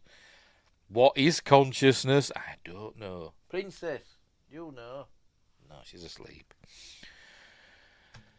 Anyway, he's having another moment. Here it comes, another thing. It's sending a thing. They've got the shields up to maximum, and luckily, they've got better shields than the Klingons. Justin says, I know when they did a DVD run back in early 2010s, they cut so much out of this film and Undiscovered Country. I know there's two versions of Undiscovered Country, and there's a slightly extended one in there. Well, no, it's not slightly. It's got several extra scenes in, hasn't it? But the theatrical version did have some, the scenes in the extended version that are not in the theatrical version. That's what I'm trying to say. But anyway. But yeah, there's little bits, there's stuff added in this and other little bits taken out. But anyway. I think there's another split diopter here. I think it's there. Anyway, whatever. There we go. Brace for impact. Luckily, the Enterprise's shields are amazing. There we go. The stave off the attack. But the shields are drained to 70%, and Chekhov gets a burnt arm because it zaps him. Hang on, in a minute. There it goes. Bzz, ah! That's like me at the fridges in the supermarket. Always get static shocks off the fridges. Freezers, not fridges, freezers in the supermarket. When I get my fish fingers and beef burgers and stuff. I always get a static shock. Anyway. And then I go, and fall to the floor. And then a bald-headed woman has to come and ease my pain. Which she's going to do, which she does. in a minute. There you go, deflector power down 70%, and then Christine's arrived, and she says, "Does Ilia? I can stop his pain," and she does a. If this were the animated series, Uhura would be there going like that. She stops his pain using her sex appeal. I'm guessing, I don't know, but it works. So she can spray him with stuff and cure his hand. Anyway, Spock finds out, he's sensing puzzlement. We have been contacted. Why haven't we responded?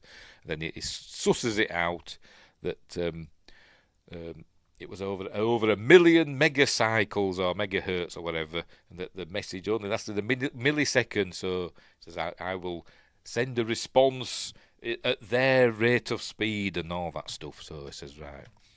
Anyway, so he's taking his time. I don't know if he's taking his time or if he's just waiting for Kirk to say, "Spock, transmit now," because he just seems to be, stalling. Mr. Spock, another one of them glowy things is on the way. There it is. And he's saying, "Spock," and Spock's just like sitting there, and then he goes, "Transmit now." And then that's when he presses the button. So there you go, transmitting, then disappears. That was an extra bit. We didn't see that in the theatrical version. Undiscovered country, says Justin34. They cut out the actor who played Odo. Odo, yes. And this part where she eased his pain was cut out. Was that not in the theatrical version? I honestly can't remember. I've got it somewhere. I think I've got it on VHS somewhere. No, I've got it on. I've got it on Blu-ray, haven't I?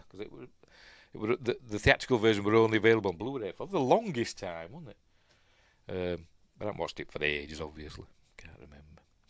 But yes, Odo, Rennie Aubergine, the late Rennie Aubergine was played General Colonel something or other, forgot his name, who had a plan to go and rescue Kirk from Rua Repente, didn't he? They could clean their chronometers and all that stuff. That's what he was saying. Anyway, and he also played, he put a Klingon mask on, didn't he? That bit were also cut out from the theatrical version of Star Trek 6. He pretended to be a Klingon to assassinate I don't know if it was assassinate the Federation President and Azet Burr, the Klingon Chancellor. I don't know if it would assassinate both of them. I don't know, I wouldn't, but they stopped him, pulled his mask off. The Scooby-Doo ending, didn't they? They pulled his mask off. It's Colonel, it's Odo. Anyway, where were we? Back to TMP. Right, so the message has been received and understood, so they're heading in. But Decker's still saying, I think if we go in, it's it's too dangerous and it's an unmitigated risk or whatever. Anyway, so hang on. There we go. Spock says, "Recommend we proceed, Captain," and Decker says, "We can't withstand another attack," and says, "Going in there we go, an unwarranted gamble." That's what he says, and he says later on, he goes, "See, I were right," but in a bit. Right, so they're heading in. There they go. Din, din, din, din, din, din, din. Justin says, "Yes, that was a great part. I think it was when they had the 50th anniversary DVD re-release. Well, I don't know. I know it came out eventually with it in." Right, so here we go. They're heading in now. Like I said, this bit when they're going into the clouds and stuff, this were done with like cloths and lights and stuff, wasn't it? Like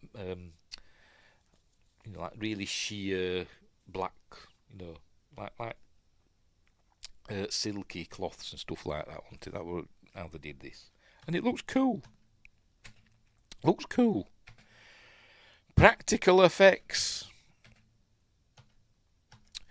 No CG involved.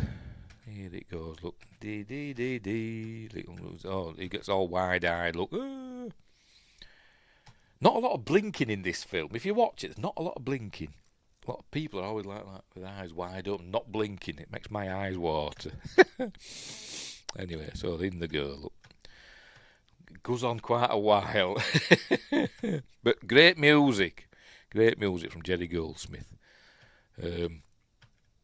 So they're all saying, "Ain't it cool?" But they're still heading in. Oh dear. Right, and so they go past this part, and then there we go. There's V'ger, the ship itself that's at the centre, the heart of the cloud, that's putting out as much energy as Earth's sun or whatever. But there it is. We get a look at it. In the theatrical version, we didn't get to see what V'ger looked like, as a whole, but we do in this. Right, so Chekhov's fine. He's back to assume his position. They're saying take us out 100 metres, 100 kilometres, and all that stuff. Adjusting parallel course, but anyway, we're doing a flyover of V'ger. There we are. Some of it looks cool, some of it looks a bit modelly, if you know what I mean. Obvious laser effects in the background. There's probably alien eggs under there somewhere. But it generally looks cool. That's getting a sense of the scale of V'ger. There's the Enterprise there, a little teeny tiny Enterprise. It's this bit here. This bit looks like a model, doesn't it? It looks like it's raining, doesn't it? But it doesn't look like a big, massive, alien spaceship. It just looks like a little model with sparky bits on. But whatever. So they're flying over V'ger. There we go. They're going to head out. Oh, there we go. Another view of how tiny the little Enterprise is. Flying over V'ger. Are they supposed to be power cores or something? I don't know. But there we go. Oh, and this bit. I'm sure this bit wasn't in the theatrical version, or even in the DVD version of the director's cut.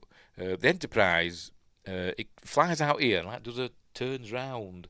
And I don't think it did that. I think it just showed it just fly out and just stop. But in this, it does a little. There you go. Look, it turns round. Look, whee! Cool. Is it me, or does that look a little bit like a Excelsior class from that angle? Anyway, whatever. Make sure we're still going.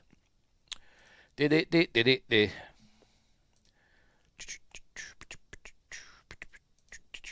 Just checking, making sure we're still going on the platforms. Because we're live on YouTube, we're live on Rumble, and we're live on Twitch. Did I mention that at the beginning? I have done now. Right. Now, did this cut have the McCoy part where he said the V'ger crew could be 10 miles tall line? I don't know. I don't know if we've got to that bit yet. I'll be past it. Somebody says, Uhura says, it could have a crew of tens of thousands or something like that. And McCoy says, or a crew of 1,000 10 miles tall. Maybe, I don't know. I don't know if I might have skipped over it. I don't know. Anyway, so they're in front of V'ger now, staring down V'ger's throat. And then another thing's come out, another glowy thing has come out, and it starts zapping the thing, and it starts this up. Some sort of probe, plasma probe, I think it's called, something like that, that floats around the bridge. Cool effect. And I think how they did it, I'm not entirely sure, but I think how they did it, I think they used like a neon, not neon, well, maybe a neon, what they call fluorescent tube, like you see in offices and stuff, them big tube lights. I think they had one of them, I think, and they pushed it round, pushed it round one way, because basically it's a split screen, and then they went another, the other way, and because you can see that it's a slightly mismatching join. There you can see with that down there as well. We'll see it again in a bit. There, look, it's mismatching. It's a split screen, so they've cut off where there's people behind it pushing it across the screen. Movie magic, and you can see there that not quite got it right, but whatever. It looks cool. So So they're all like, don't interfere with it. Absolutely, I will not interfere. So we get a probe from the vessel. So it's having a look, and it decides to have a look at the computers. There we go, zapping the computers, and it's taken over. They can't switch it off. Can Decker? So Spock intervenes and smashes the computer. Smashes the keyboard basically. It's like me taking my keyboard in and just smashing it, and it makes my computer turn off. Not quite how it works, is it? But never mind. Anyway. I believe you're correct on that, because there's a shadow of the people. Good memory. By me. I think I read it somewhere, probably. Or I might have seen the documentary. I don't know, but I think I've seen it somewhere where that's how it's done. But anyway. So Spock's broke the computer, and so it takes it out on Spock and zaps him. And then it says, and then it looks at Ilea. I'm guessing it looks at her because she's next to Spock, and she like stands up, look, and she, and it thinks, she's pretty. I'll zap her as well. And here we go. It's going to take Ilea. There we go. It's zapping Ilea. There we go. And then I'm going to see it in a minute. And then she disappears. There we go. Taking her, but not whatever that is that she was holding. Thingamabob. Is it tricorder? I don't know what it is. So she's gone, and that's when he says, "That's what I mean by unwarranted." So anyway, does he say it in this? Hang on, let's have a look. Does he? Say it. Say it. Yes, this is how I define unwarranted. Yes, he does say it. Right. Yes, the Enterprise then gets dragged in with a tractor beam into V'ger, pulling them in. They have only a fraction of the power necessary to break free, so they're heading in anyway. In they go. Decker says, use the phasers and hit the tractor beam, then we may be able to break free. I think that's when they're inside, though, in a minute. It says, break free to where? Chief DeFalco, take over Lieutenant Ilea's station. So Chief DeFalco comes in. There she is, played by, forgotten. Where is she? Chief DeFalco. Marcy Lafferty, who at the time was William Shatner's wife. So there we go. So a bit of nepotism on set. Right, but she does a good job. So she takes over as the navigator. Uhura's got basically a buoy, a buoy, whatever you want to call it, with all the information on to launch, so Starfleet will know what's going on. And he says, don't, leave it till the last minute, because it won't escape the tractor beam. But I think it's too late because they get stuck inside. So did she ever launch it? Don't know. But it doesn't matter anyway. Because they're approaching Earth. Oh, look, another bloody split diopter shot. For Christ's sake. Anyway, it is where Decker says, a phaser blast at the tractor beam may help us escape. And Spock says, escape to where, Commander? Says, well, why are you opposed to trying? I don't know. But, because I am. That's what he says. Right, so they're inside V'ger now. And look, it's all cool. Why bring us inside? And it says curiosity. There you go. Insatiable curiosity. Isn't that an emotion? I don't know. Because V'ger's supposed to be coldly logical. Ain't curiosity an emotion? Don't know. Maybe it isn't. Right, so they're trapped inside. Look, it's closing behind them. They are trapped. The big sphincter's closing behind them. Anyway, so they're trapped inside V'ger now. There we go. So it's head 1/3 on manoeuvring thrusters, not even bothering with impulse power. Anyway, so it says full scan. They can't, we might as well. Now we're right where they want us. So, but Spock says all scans are being deflected back. he says, "No, I believe the closed door leads to another chamber," and then he starts saying something else. And then he gets distracted. What is he saying? I suspect it may be necessary. And then the alarms go off, and we're going to meet Probe Leah now. It's in Leah's quarters, and there she is in the sonic shower. Somehow she's wet. I don't know. Do you get wet in a sonic shower? I have no idea. Hello, baby Endgame. Welcome to the show. Oh, you know what? I haven't done this for a while. Hang on, where are we? If I can find it. Where the hell is it? I said welcome to my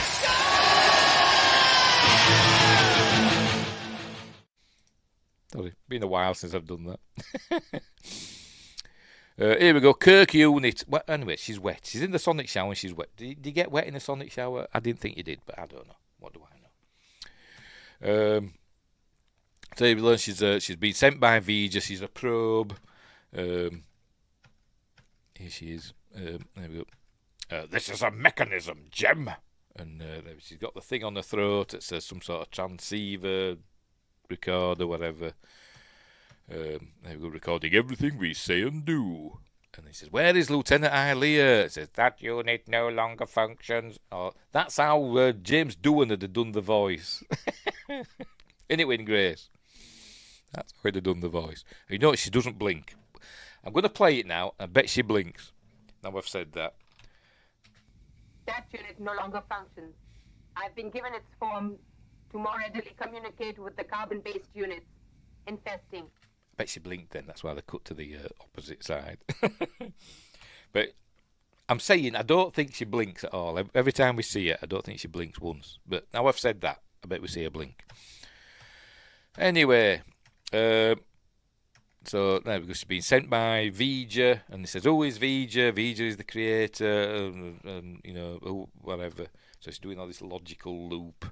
Vija is that which sent me, you know, and all that stuff. Vija's looking for the creator, who is on the third planet. Who is the creator? The creator is that which created Vija. Who is Vija? Vija is that which seeks the creator. All that stuff. Right, so she's going to check out the ship. So it says, "Well, we'll have to examine you." And so it says, "Fair enough." And so they do an examination. And they say every part of Ilea's, you know, body has been recreated perfectly by Vija, even down to the osmotic micropump, whatever the hell one of them is, but she points it out. And the exocrine, not endocrine, exocrine system, that's it. That's what Deltans give out their sexual vibes with, exocrine. But she says Decker. She doesn't say Decker unit. So there we go. Fascinating. Not Decker unit. So anyway, so Decker gets assigned to look after the probe. "You'll be naughty, bloody cat." Anyway, it's got to say that's not Ilea. They're telling him that's not Ilea. It's a probe sent by Vija, but you're going to have to deal with it because you had a relationship with her. So anyway, see more bloody split diopters, left, right, and centre in this film. But there you go. If we could control it, use it, persuade it to help us and all that stuff. Right, so off they're going to go. He's going to show her the ship while they've got to suss out what to do. But Spock's got his own plan. Yes. And now they're on the recreation deck. We're going to see all the ships named Enterprise. Where's the NX-01? But we've got the XCV 304. Something like that, isn't it? The ring ship. A similar one we saw in Lower Decks, didn't we? Called the Beagle, Win Grace. I couldn't remember it in my review. And there's the Space Shuttle Enterprise, which never went into space. That'll be an aircraft carrier called Enterprise, presumably the same one we see in Star Trek 4. And there's the... Did the American Navy have a USS Enterprise? Must have done. But we see the HMS Enterprise in Generations, don't we? But anyway. So it's taken it to the wreck deck. There we go. I wonder what all these do. Big massive buttons.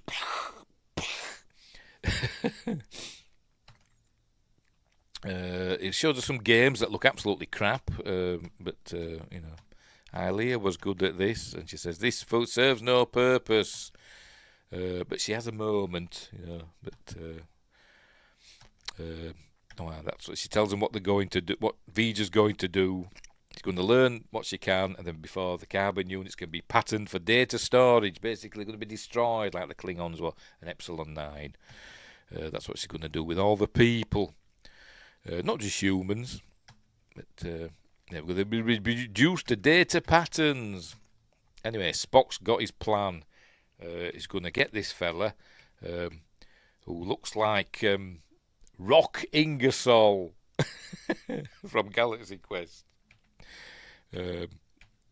Guy Fleegman. He just reminds me of him when he turns around. He gives him the Vulcan neck pinch. There he is, look. And takes a space suit. Who upgraded Vija, Brainiac? Is that what you're asking me, or are you asking her? I don't know, but that's the question, innit? Was it the Borg? Some people think it was the Borg, don't they? That's the other side of the galaxy, isn't it? Where Vija went to. But anyway, whatever. We haven't got to that bit yet about upgrades. Anyway, so Christine Chappell's showing her this horrible headband thing.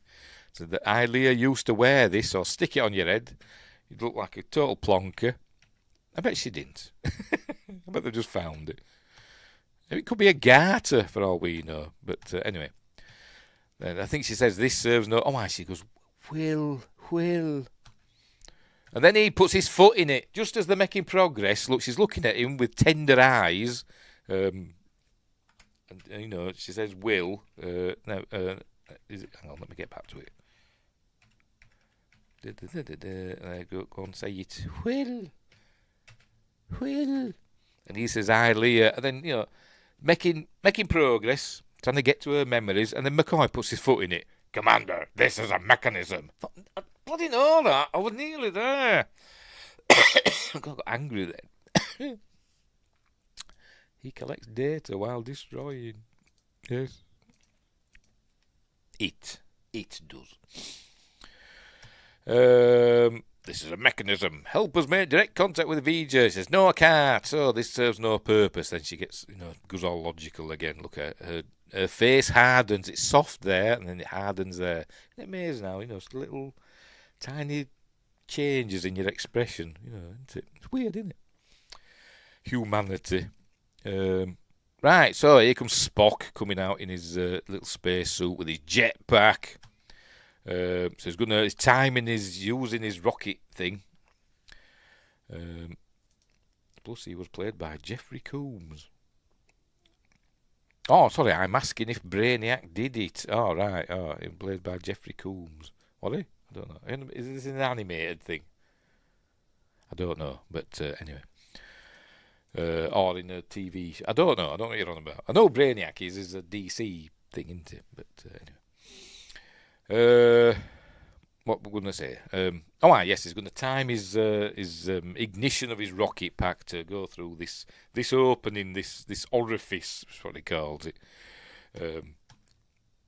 He's going to time it to pass through the orifice, which is opening and closing at regular intervals. So he's timing it. There we go.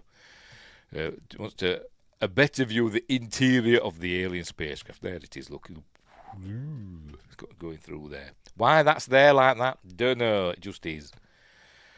Right. So she gets a message from Starfleet Command that the Starfleet is. By the way, that's showing. I've just noticed that. That is showing the. Is she psychic? That is showing the paths of Voyager 1 and 2, isn't it? First time I've ever noticed this film in like 40 odd years. That's showing the flight paths of Voyager 1 and 2 out of the solar system. She shouldn't know that, should she? But anyway. It's a Starfleet. They've got the intruder on their monitors for so long. It's decelerating and the cloud is rapidly dissipating. So the cloud's disappearing. And we're going to see Vija in all its glory. By But then Chekhov says, airlock 4's been opened, the spacesuit's missing, thruster suit, whatever. There we go. It's Spock. He says, oh, get him back here. Then he goes, wait, get a fix on his position. So he's going to go out and get him back. But anyway, Spock's heading out now. Here he goes. Thrusters roaring. Whee! Off he goes. And he flies through and he's in this place, which we don't see again, because the Enterprise goes into this room shortly, and we don't see all this again, but Spock's seeing it now. Anyway, I'm not sure what I don't know. It's supposed to be. This is basically the storage area for the data storage area for V'Ger. It seems to be anyway. We see representations of everything that Spock. By the way, that is his thruster suit. It's run out of fuel, so he discards it and it's spinning off behind him. He's seeing representations of everything that V'Ger's seen. It's basically. So did V'Ger digitize his own planet? That was, I believe, to be a representation of V'Ger's home planet. So did V'Ger destroy the life form that found it? But we haven't got to that bit yet. But anyway, it's there anyway. And then he flies through that. And then he comes to this bit. I don't know what this bit is. It like a river of lava for some, or slime. It's that mood slime off. It looks poo, that, doesn't it? Mood slime off Ghostbusters 2. But anyway, here he goes going in there. Whole galaxies all stored here. Whole galaxies? I don't think so, but never mind. Oh, that's lazy, isn't it? A lazy effect. That's just a mirror image. Why? You'd have thought to fix that, wouldn't you? Done something with that for this remaster. That looks poo. Sorry, it just does. You know, we see the Epsilon 9 station. I think there were also a bit. Was there a bit with this other Klingon ships, or is that in the book? Am I remembering that in the book? He sees the Klingon ships as well, but then he sees Ilia. There we go. Sees Ilia. So he's got to mind meld now with the whatever it's called, sensor. Got to mind meld with. I must mind meld with it, and then he does a Dr. Zark off a Flash Gordon when he mind melds with it. Here he goes. Hang on. There we go. Gets lots of. So we get clues here now. Look, there's Voyager. Why is it showing an image of Voyager? I don't know. I'm going to go through it a frame at a time. If it'll let me. Oh, for Pete's sake. How long is it going to take? Come on, meld, damn it. Flash. Save you. There we go. There's Voyager, the probe. What we're looking at there. Dunno. Oh, there's Epsilon 9. That's her off Epsilon 9, isn't it? And Commander Branch. The Klingons. They're the Klingons, aren't they? I've never done this. I've never looked through this a frame at a time. There's the Voyager plaque. Hang on. Voyager didn't have a plaque, did it? Voyager had the disc, didn't it? So that's the Pioneer plaque. Yeah, that's right, isn't it? The Pioneer probe, they had a plaque on that showed a human with his knob out. I think there's a woman as well, a man and a woman, naked, doing the gesture of. They should be doing that, shouldn't they? The gesture of friendship and representation of the probe, and also how to get here. But Voyager had a disc, didn't it? A gold disc. Didn't have a plaque like that, so they've got that wrong, haven't they? But anyway, intrepid little probe, Voyager. Yes, intrepid. Yes, I see what he did there. Intrepid class. Anyway, right, where were we? Are we back on this again? I have to. Oh, bloody thing! Got hairs up your nose, Leonard. Go back again. Oh, there we're up to there. There they go. What? Somebody there. Don't I can see some eyes? That's supposed to be Ilia. Maybe back to Voyager. Back to that. Somebody don't show a picture of Einstein, with his tongue out, or a chimpanzee or something like that, and I don't know, a swastika. So they always show it, don't they, in these flash frame things. Back to them again.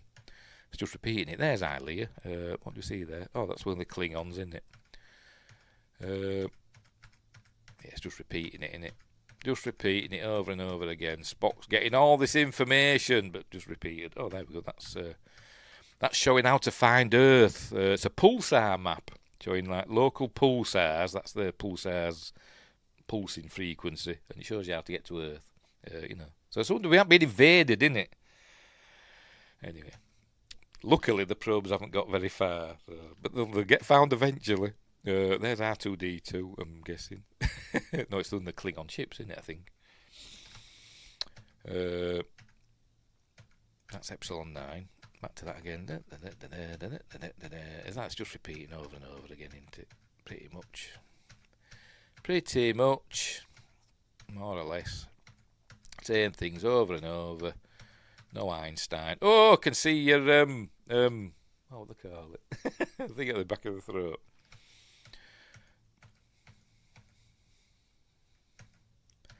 Oh, there we go. And now he gets thrown back. Luckily, gets thrown back exactly the same way he came, and timed to get back through the orifice. I've been watching the news. We are being invaded. And about the drones, the drones that people keep seeing.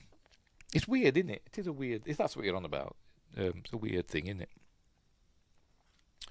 it? But as I said to a friend today, we're on about today to a friend, and I was saying. It'll end suddenly. People will just stop seeing them or whatever's doing it.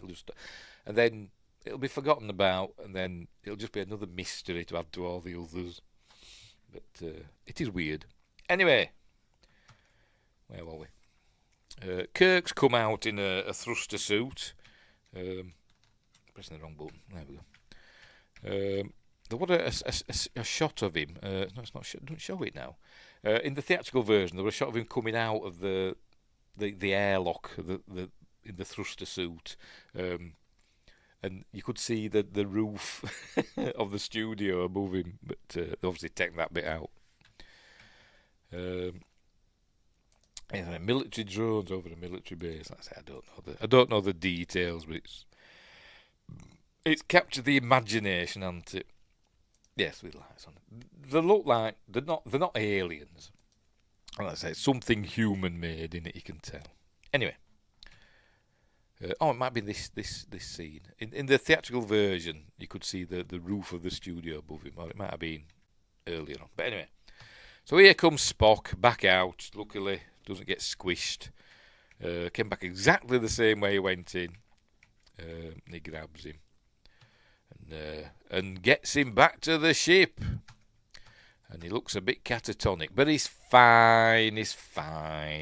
And then he gets his emotions back. Jam. So he says, this simple feeling is unknown to V'ger. It tells me it's a living machine is V'ger.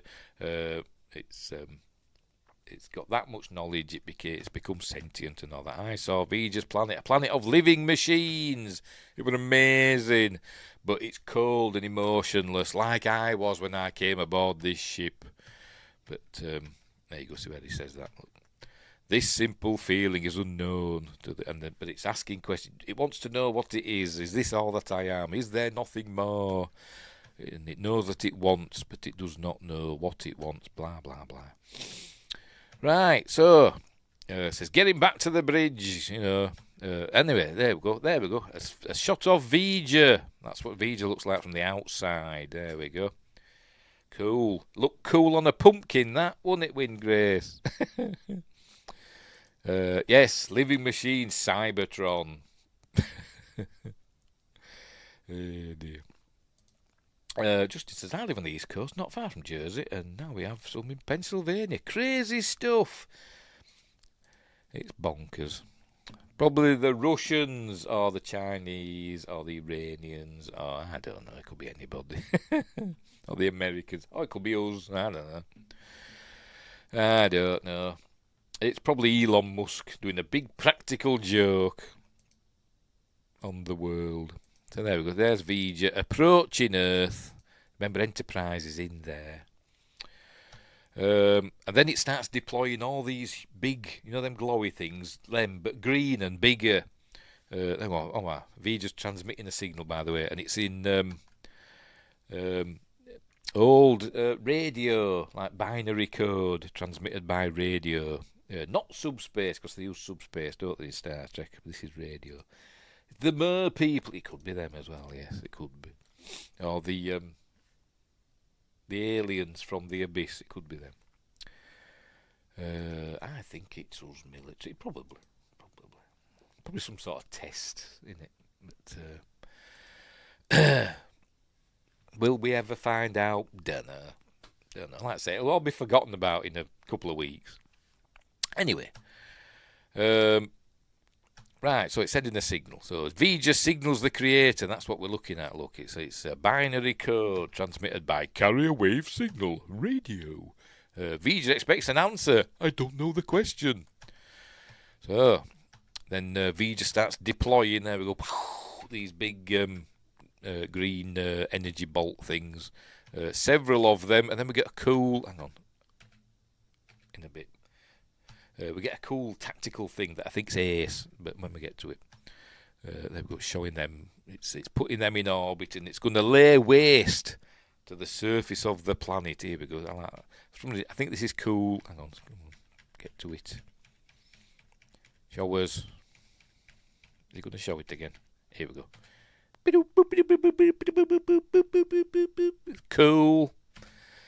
Cool. Why? Don't know, it just is. It's showing where they are and everything. And it's going to lay waste to the surface of the planet. Just temperature. Of course, it's the military. The military says we don't know what's over our base. It's theirs. Yes, probably. Too bad everyone forgot about Nomad. Yes, they did. And that case, this is just a remake of that, isn't it? The Changeling. But anyway. So, that's what we're going to do. Because the Vija has not the creator has not answered. So, Vija is going to destroy the carbon-based units that infest Vija's home planet. Because it doesn't see us as proper life forms. Only life forms like Vija, artificial ones, are true life forms. And this is not blinking. I bet she blinks. I'm trying to catch her blinking. Anyway, so that's what she's going to do. So it's got to try and figure out how to stop Vija from killing everybody. And it's where Spock says, Vija, it knows that it wants, but like so many of us, it does not know what. It says, treat it like a child. And then Bone says, well, what do you think we should do, spank it? There you go. But, right. There is a bit that they cut out of this. I did notice where Kirk goes up to the probe, Ilea, and says Vija, as though he wants to talk directly to Vija, and it just ignores him, and then he goes like, "Oh, that didn't work." He doesn't say that, but he like goes and goes back to them. So they cut that bit out because I thought Kirk looks a bit like a div in that, doesn't he? Anyway, imagine Vija succeed. The cylinder would be very upset when it arrives in a few years. Yes, well, the way is it going to destroy the way? Is it going to destroy all the carbon-based units, including all the animals and plants and everything, algae, the whole lot? It's going to destroy them all. The whales have gone anyway, haven't they? By this, well, the humpback ones have. But anyway, that's by the by. So he's like, he calls its bluff. He says, I know why the creator has not responded. He says, well, tell me then. He says, no, I'm not going to tell you because you're going to destroy everybody on the planet. So it gets angry and starts rocking the ship about. And he says, clear the bridge. So they're going to leave. And she's getting frustrated. He says, it's illogical to withhold required information. And he's going, well, the information will not be disclosed. And she's going, Kirk unit. But then she softens again. She goes, Kirk unit, why do you not disclose the information? He says, because you're going to kill everybody, you silly witch. That's what he says. He says, I will give you the information, the information will not disclosed and all that stuff. And then she says, okay. On it, you must remove the orbiting devices. And she says, the orbiting devices, if you give me the information, I will remove the orbiting devices, or Vija will. So says, right, okay, fair enough. But it says I've got to give the information directly to Vija, not Vija's probe. So it says, right, okay. So they pull the Enterprise in, the tractor beam pulls the Enterprise in through the orifice. And we don't see what Spock saw. We just see that lot there. What happened to everything that Spock saw? Don't know. Because it's weird. It's weird spacey stuff. So they're heading in. And we're going to meet Vija soon. All right, and he tells Scotty to execute Starfleet Order 2005, which is the self-destruct. You could just go over to the computer, say, computer, destruct sequence 1, code 1A, or whatever. But don't do it in this. And she says, why did the captain just order the self-destruct? And Scotty says, well, what do you think? We're all going to die. That's what he says. He doesn't really. He says, because he thinks when the Enterprise goes, it'll take the intruder with us. Says, well, will it? Says, yes, when that much matter and antimatter come together. Aye, lassie, aye, that we will, aye. Anyway, so here they are, inside Vija. It's all cool. Right, so the head, they were 17 kilometres inside. Spock's crying because he weeps for a brother. He weeps for Vija as he would for a brother. So I presume he's on about Cyborg. Did he weep for Cyborg? Don't know. It's the same orifice Jack O'Neill loved. Yes, back at the old orifice. So he's definitely not got his Collinar now, has he? Big crybaby. Anyway, but he's not weeping. Kirk says, not for us. He says, no, I'm not crying for you. Bloody hell, no. I'm weeping for Vija. Weeping for Vija. As I weep for Vija as I would a brother. Because Vija is as I was when I came aboard. Cold, illogical, not illogical, cold, logical, and all that stuff. But now I know better. Right, so here we go. She's going to point in a minute. Is Ilea. Forward motion stopped. Vija's directly ahead. Point. She's going to point now. In a minute. Or she might have done it. Whatever. She pointed and went, Vija. Right, so they have to head out now onto the hull of the ship. And I think this was the first time we ever saw somebody on the hull of the Enterprise. I know we saw little fellas in spacesuits earlier on, but it's one of the first. Apart from that, it's the first time we got like a sense of scale as to how big the ship actually is. I suppose. There they are. They've arrived. They come up on a little elevator. There we go. A little elevator just comes up. Out they come, and we can see a pathway is being built. Pretty irregular pathway, like something from the Devil's Causeway. Is that what they call it? I think it's called Giant's Causeway, Northern Ireland, a bit like that, isn't it? We saw them in the original series, but in live action. With their life support belts, yes. And the lights are building that a causeway. Couldn't get it flat, could they? And by the way, an atmosphere has been created so they can breathe. They don't need the life support belts. They've got an atmosphere. In the theatrical version, it showed them from the side walking on the hull of the Enterprise, and it looked poo because it was just like a painting of the saucer section of the Enterprise, and all the scale were out and everything. It looked terrible. It did. Really rough. Better than I could do, but really rough anyway. So they've changed it now. We've got a CG Enterprise there. That looks cool. Right, so they're heading out. There they go. There's Vija. She points. Vija! I think on this section, this set that they built, I think it was William Shatner. think it was William Shatner, fell through it. I don't know if he hurt himself or not, but to be careful where you stood. There were some parts that you could stand on, and then other parts that were all fragile and all that. And he went on a bit that he wasn't supposed to, and fell through. I don't know if he were hurt, but anyway. Right, so here we go.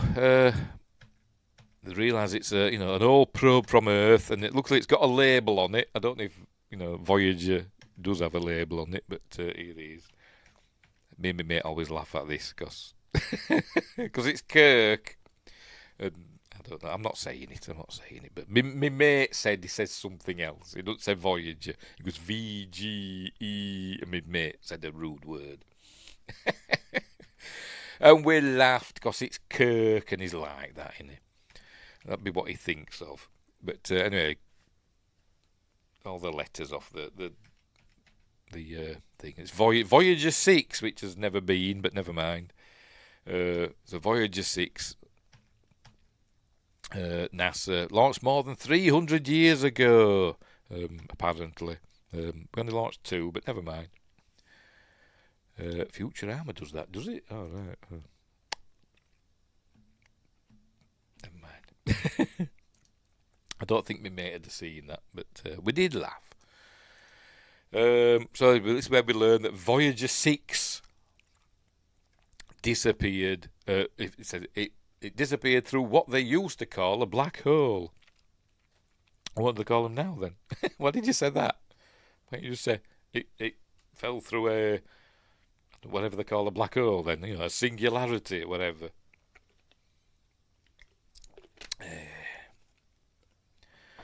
I think it says it's a relatively new episode. I'm sure he did it first. All right. Yes, this was ages, this was years ago when my mate said this, and we did laugh. Dear. I keep saying that when me and my mate are watching films, I should set up the microphone and just record it and put it on Patreon or something as a commentary track, but I keep forgetting. It wouldn't be fit for work. NSFW, whatever the phrase is. Anyway, so they've got to find a way to get the command code, the NASA command code, to Voyager, so that it can transmit its data. That's what it's wanting. It's wanting to transmit its data back to its creator, because that's what its mission was, to gather information and transmit that information back to its creator. So that's what it's trying to do. So they've got to get the command code. Another bloody split diopter. Look. Anyway, is she blinking? She's not blinking. Look, you see her eyes watering. Look, I bet Robert Wise is saying, "Do not blink, do not blink, Persis." Dear. Right, so that's what they do. They get the they put the code in through the ground computer. I can't remember what they call it. It's got a keyboard on it. You type it in. That's what he's saying to Uhura. Get that information as quick as you can, and then we are the creator. And then he says, "No, you're not. We'll prove it. We'll make it possible for you to transmit your information." There we go. We got the code. It's it says the number, doesn't it? It's 504-329 317510. I wonder if this is a proper number. Has anybody typed that in to something?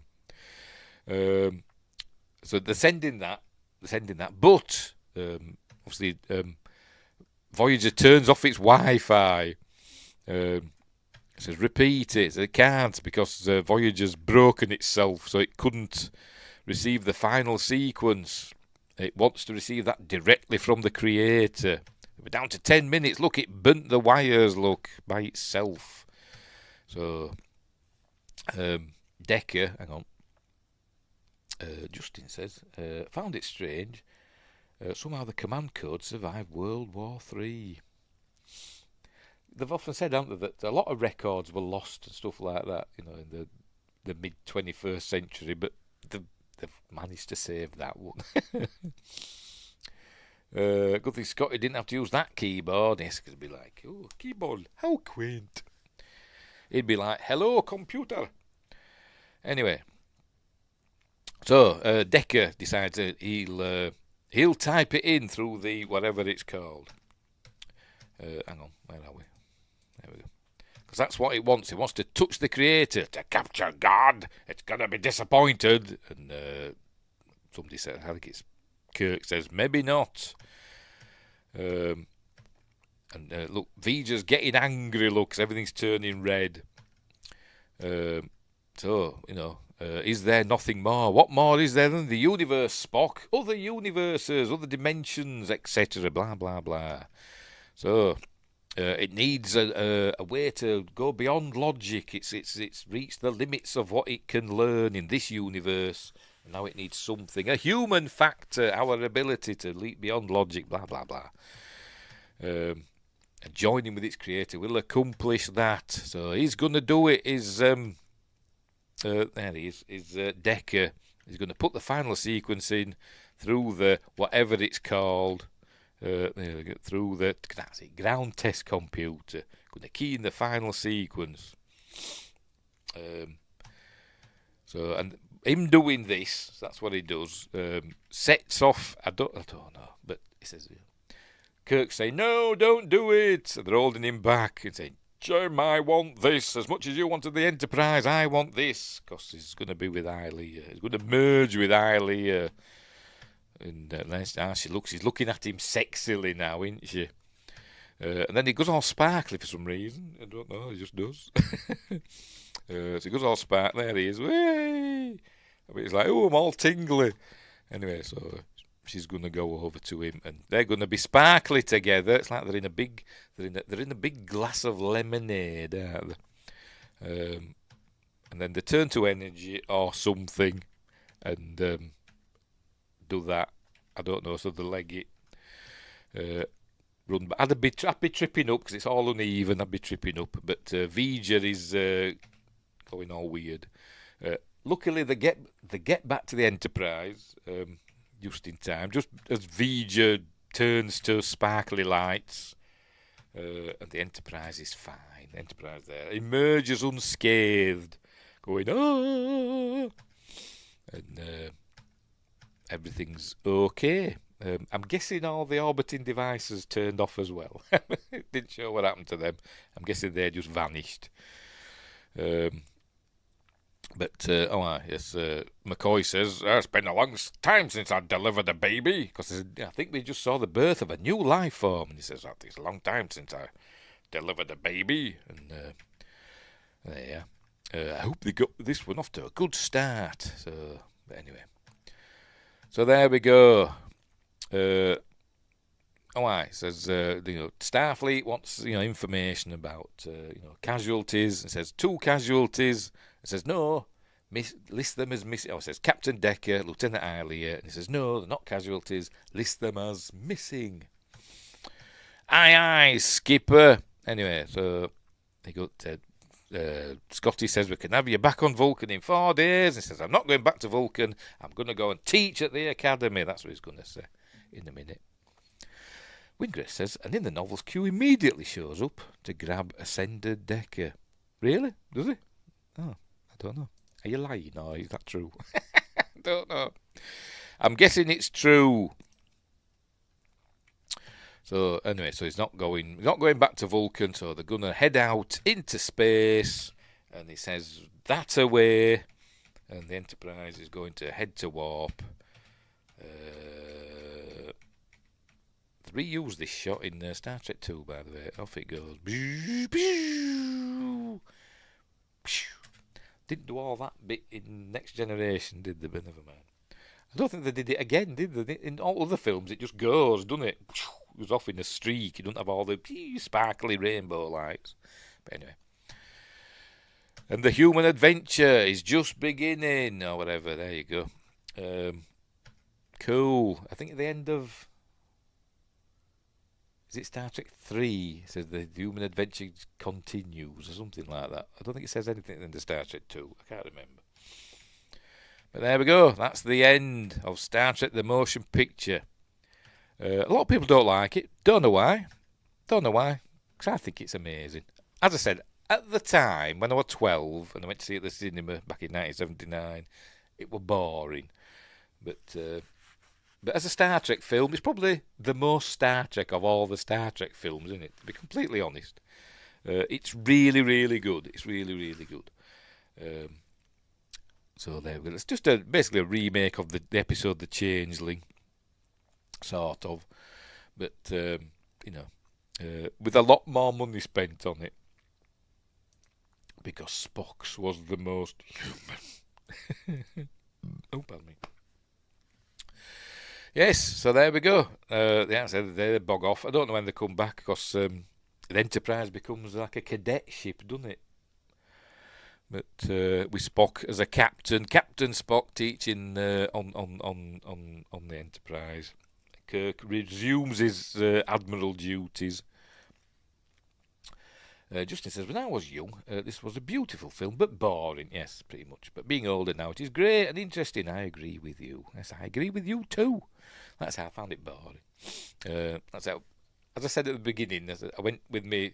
I was 12, and I took my nephew, who I think about 8 or 9, something like that.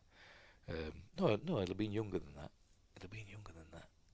I think about 7.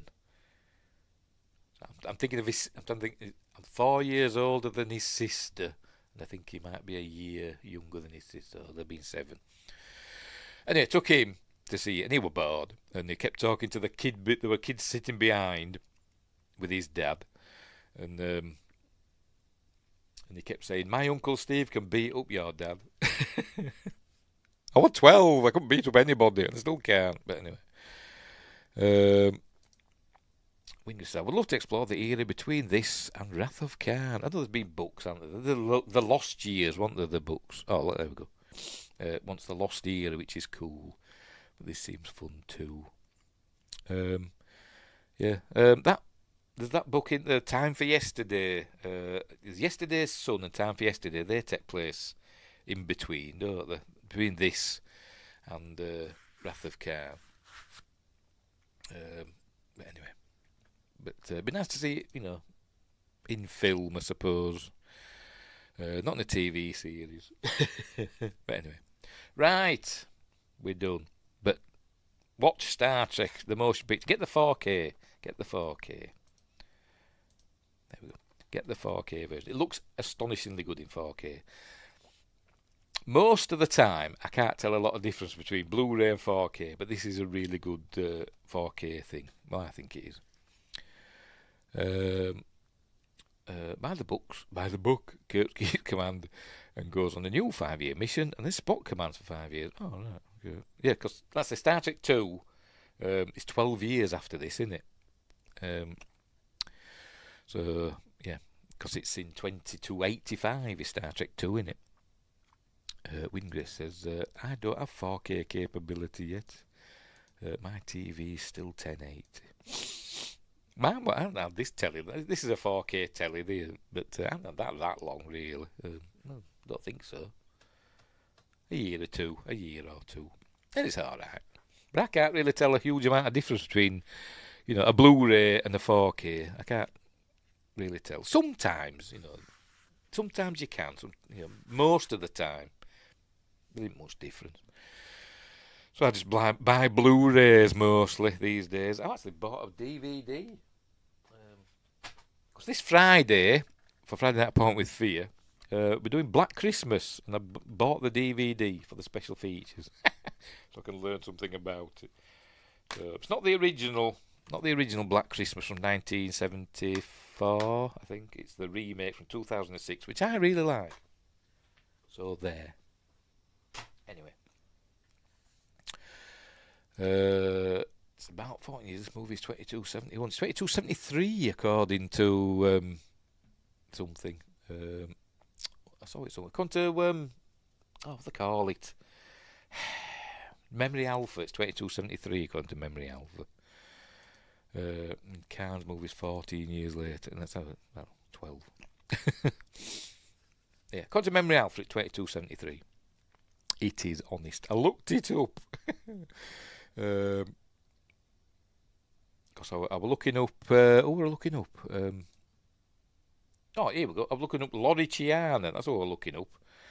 The woman that we see get transporter killed with what's his face, Commander Sonak, and she's a 2273. She died in a transporter accident in the TOS movie. So there we go. So according to memory, Alfred 2273. But anyway, whatever, it's in the future. Right, so we're done. We'll leave it there. As I said, I forgot what I said. Friday night, A Point with Fear. This week we're doing Black Christmas, which should be fun. I do like this film, by the way. I do like that. I like this better than the original. The original's a classic. The Bob Clark Black Christmas is a classic, but I do like this better for some reason. I don't know why. Have I worked out what next week's? I can't remember. What next week's Magnificent Mondays is. Have I picked one yet? I can't remember. Where have I put my tabs? Where is it? Bookmarks and lists. Just bear with me. Show bookmarks back. That's what I'm looking for. Right. I'm just looking on YouTube, looking on my channel on YouTube. See if I picked a film for next Monday. I can't remember if I have or not. No, I haven't. So I don't know what I'm going to do next Monday. Or have I decided? I don't know. Sometimes I get discs out and then I forget. Oh, yes, we'll do that. Or shall I try and pick up a Christmassy film? Because it's Christmas, isn't it? I'll look for a Christmassy film for next Monday. So I'll pick one out. Anyway, right. Not our future, sadly. No, it's an alternate future, which is why For All Mankind is Star Trek Zero in my headcanon.